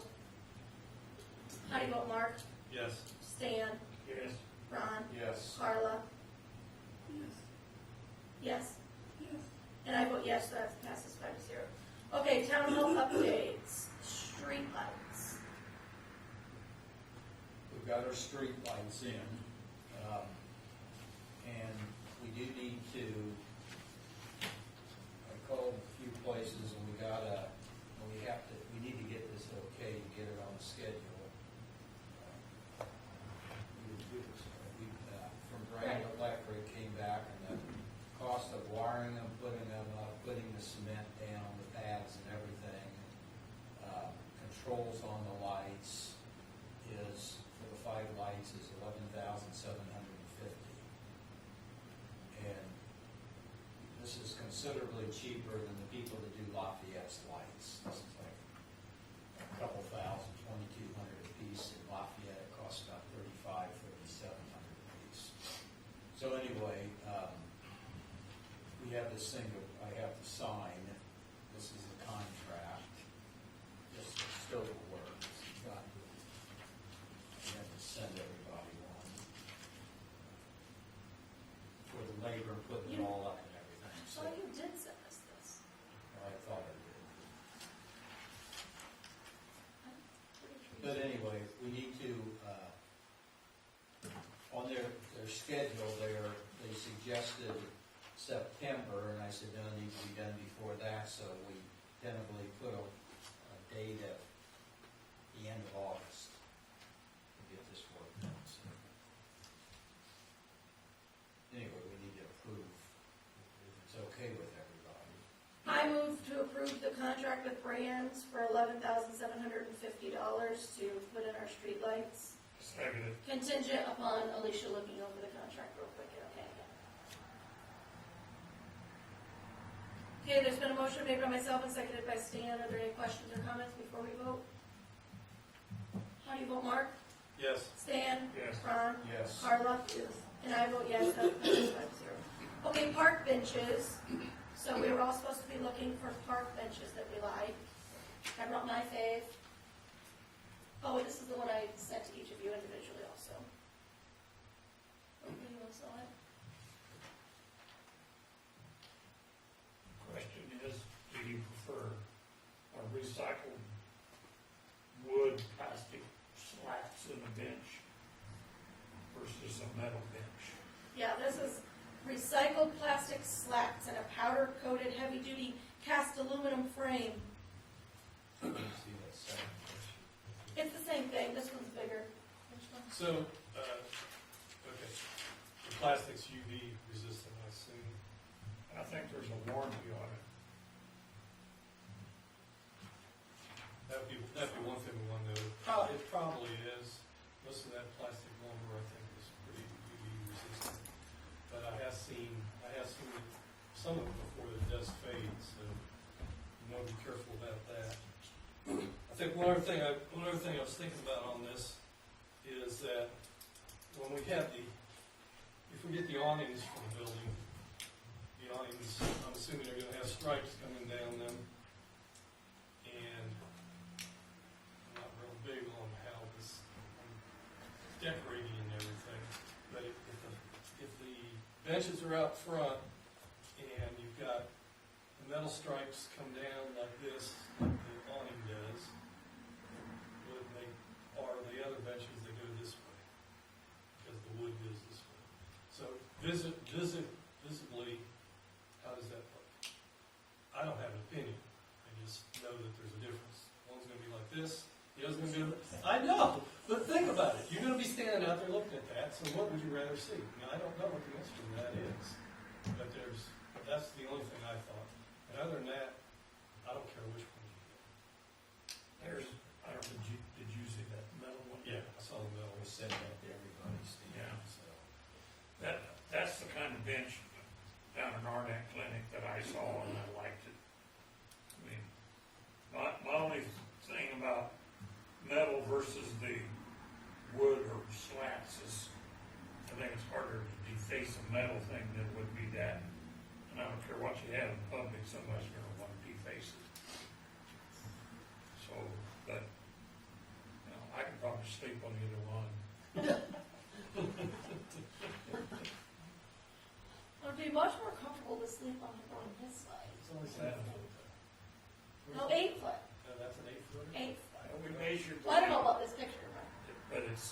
17 foot 6 inches on each side. And if you had an 8 foot bench, it would be proportional to the side of the front of the building. And Ron has suggested that we, in the future, look for a planter to put out there. And there would be 4 foot on each end of the bench, on each side, so we're still plenty of room out there. You know, 4 or 4.5, would you say? Yeah, something like that. But remember, when these awnings get up there too, they're gonna be pretty massive. Yeah. And you don't, it's one thing with no awnings, you get those awnings up, that bench, you don't want it to look too big. Yeah. I mean, 8 foot is, And the windows are 12 foot each, so that you're still gonna have 2 foot on each end of the bench, you center it in the window. You said yours is made out of what? Steel. Steel. I think that's stronger. I think that would last longer, do more issue. Both of them will have to be fastened down. That's not a problem. I've seen both benches, and they're both nice. They're both built, they got, like you said, Arnett Clinic and then that Columbia Park, and then I saw this bench in Clem's shop one time, they put labels on it, but both of them do pretty nice. I just love the look of this. I mean, it's eco-friendly, but I just love the look of this one, like those metal ones. They're everywhere, and they're just, I'm not like a designer either, but I just, I think it fits the. What's the word I'm looking for? what? Well, Yes, that's the word she was looking for. The air, if the we timing, get the the awnings, kind of, the look. I think it goes with the rest of the look of the building and everything versus the recycle. I mean, I like wood and everything, but that just seems to fit better. if we get the awnings, they're gonna be tan as the other awnings, right? They're not gonna be striped or any weird looking. Well, we can't get the same awnings, is my understanding. No, that would look Or we good. can't find the same awnings. Yes, we can. Yeah. The stripe of the plank bench collars would more or less match the awnings. Is that, you designer people, does that go good together? I don't know. I'll ask, does that look good together or not? Don't ever ask me. If the awnings are all one color, I think black underneath or green and brown underneath. Well, no, this green is not, Yeah. this comes in black. This is just the picture, like this one. Or black and wood or something. Yeah, you can get cedar or, redwood colored, I think, on the slats. It was.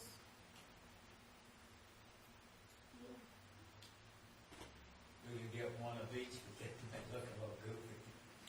Could I? For the could I- slats, it's brown, cedar, gray, or green. Cities have- Would anybody like to come look at our pictures? Pull your picture up, Stan. We'll have a popularity contest. Yes, public comment. I wonder, is there one available in stainless steel that looks like an old-fashioned bench, like what Jen has? There's not one, the two of them that I saw, that's an old-fashioned looking bench. They're both in, cast aluminum. The ends of them are. They're not in steel. The only thing about the steel that in my opinion, is they're very contemporary looking. You know, they're very modern, and we have an old building. And, I'm not a designer either, but it does seem like we should have something with a little more old-fashioned look to it. I'm not saying recycled material is old-fashioned, although it's eco-friendly, but it seems like we should have something old-fashioned looking.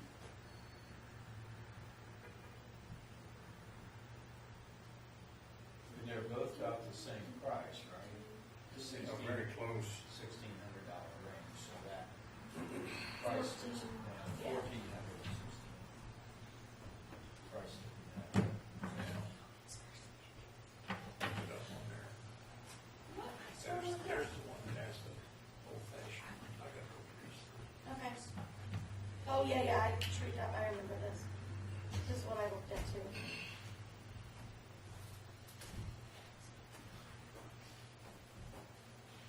I mean, I already looked, though. Nobody else brought any benches, did they? You want the whole thing? Oh, I just didn't see that.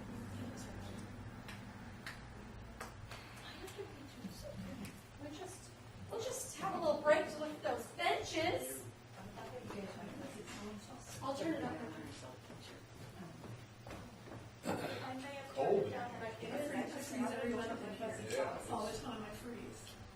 First time I've ever. I don't mess with it. That's in my office, I have that register right there.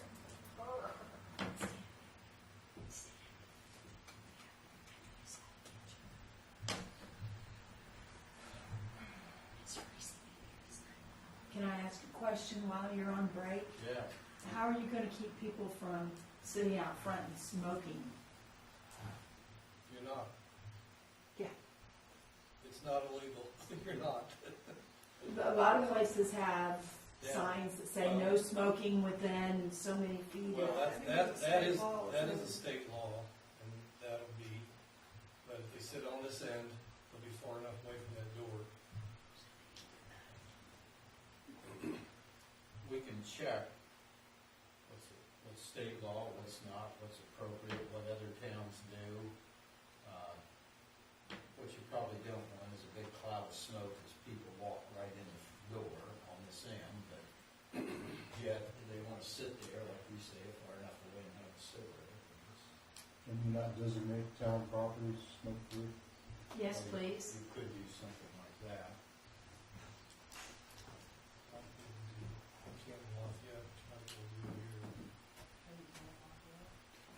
That might be good. Pass the smoking ordinance, and that's why they can smoke it off there. But anyhow, Get your can out here and sleep. Well, that's why I get the awnings down there, I won't get rained on, I'm sleeping on it.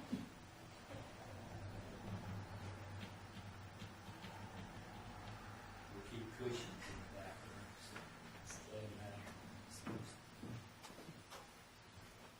While you were going, somebody suggested about no smoking or something, and Scott piped up and said, "Could we make this place smoke-free?" Something to think about. It's alcohol free, so it makes sense. What? that it We should be- can't make it smoke-free? No, he thinks we can, Oh, but it'd probably take an ordinance. oh. I don't know if you can do, now, on campus, There is one of the We can, older Yeah. style benches.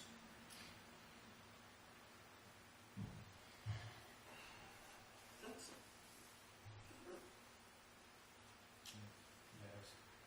I thought you didn't like the arm in the middle. Oh, you didn't like the arm in the middle because You it's hard to don't sleep have on. to have, you don't have to get the arm in the middle. Let me see. You said you can't have an arm in the middle. Well, change the grade. that's that whole one. It's, recycled slats with, I think it's aluminum.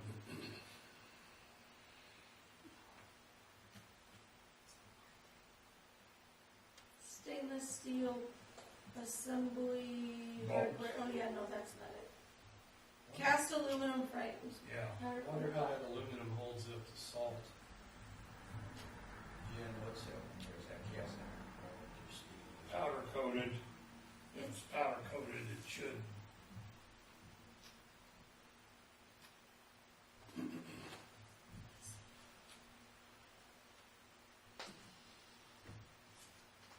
Eight-foot bench weighs 139 pounds.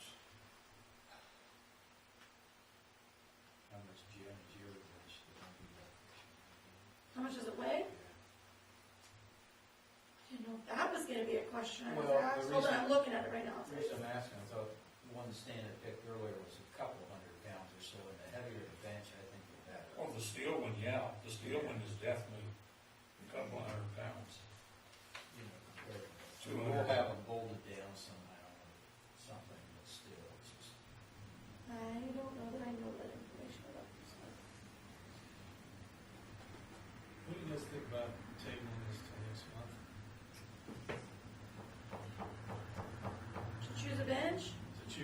Why, you don't like either of them? I like them both. I'm having a hard time thinking which one I want, Oh, just pick mine and we'll move on. How long does it take to order these? I mean, how long does it take to order? Both of these places say they're available, for shipping in Like 3 1 days? to 2 days Yeah. or something. Oh, okay. And I think both of these, what we looked at, were coming down to Illinois. So that's not very far away. So we can table it until the August 7th meeting? Let's table. Yeah, and then we're working on those awnings. Hopefully we'll have an answer on those. Okay. Public Wi-Fi, I don't have any information on that. I'm meeting with somebody this week to see about getting Wi-Fi out here in our green space around Town Hall. So, I don't have any information for you on that. Baker Farms Access Road, we already talked about that in the utility meeting. Ordinance, nope, still missing, nothing there. Are there any public comments? Okay, council comments, Mark? No, that's it.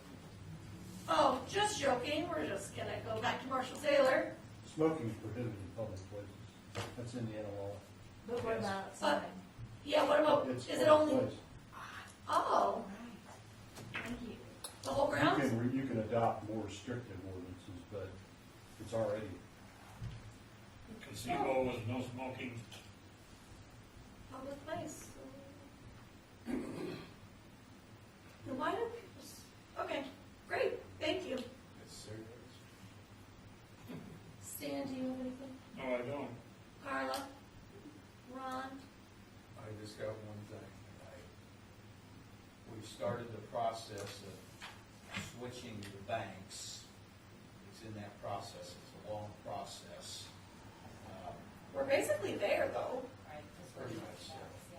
But I just want to be sure the public knows that by doing all this, we will be earning probably $110,000 plus in interest alone by doing this, plus have a lot more benefits, things going on. So that's all I want to say. Is that it? Okay, my council comment was just about the public hearing and adoption of the comprehensive plan August 7th at 6 p.m. So, having no other business before us, this meeting is adjourned. All right, you guys can't leave, I know this is lots of stuff to sign.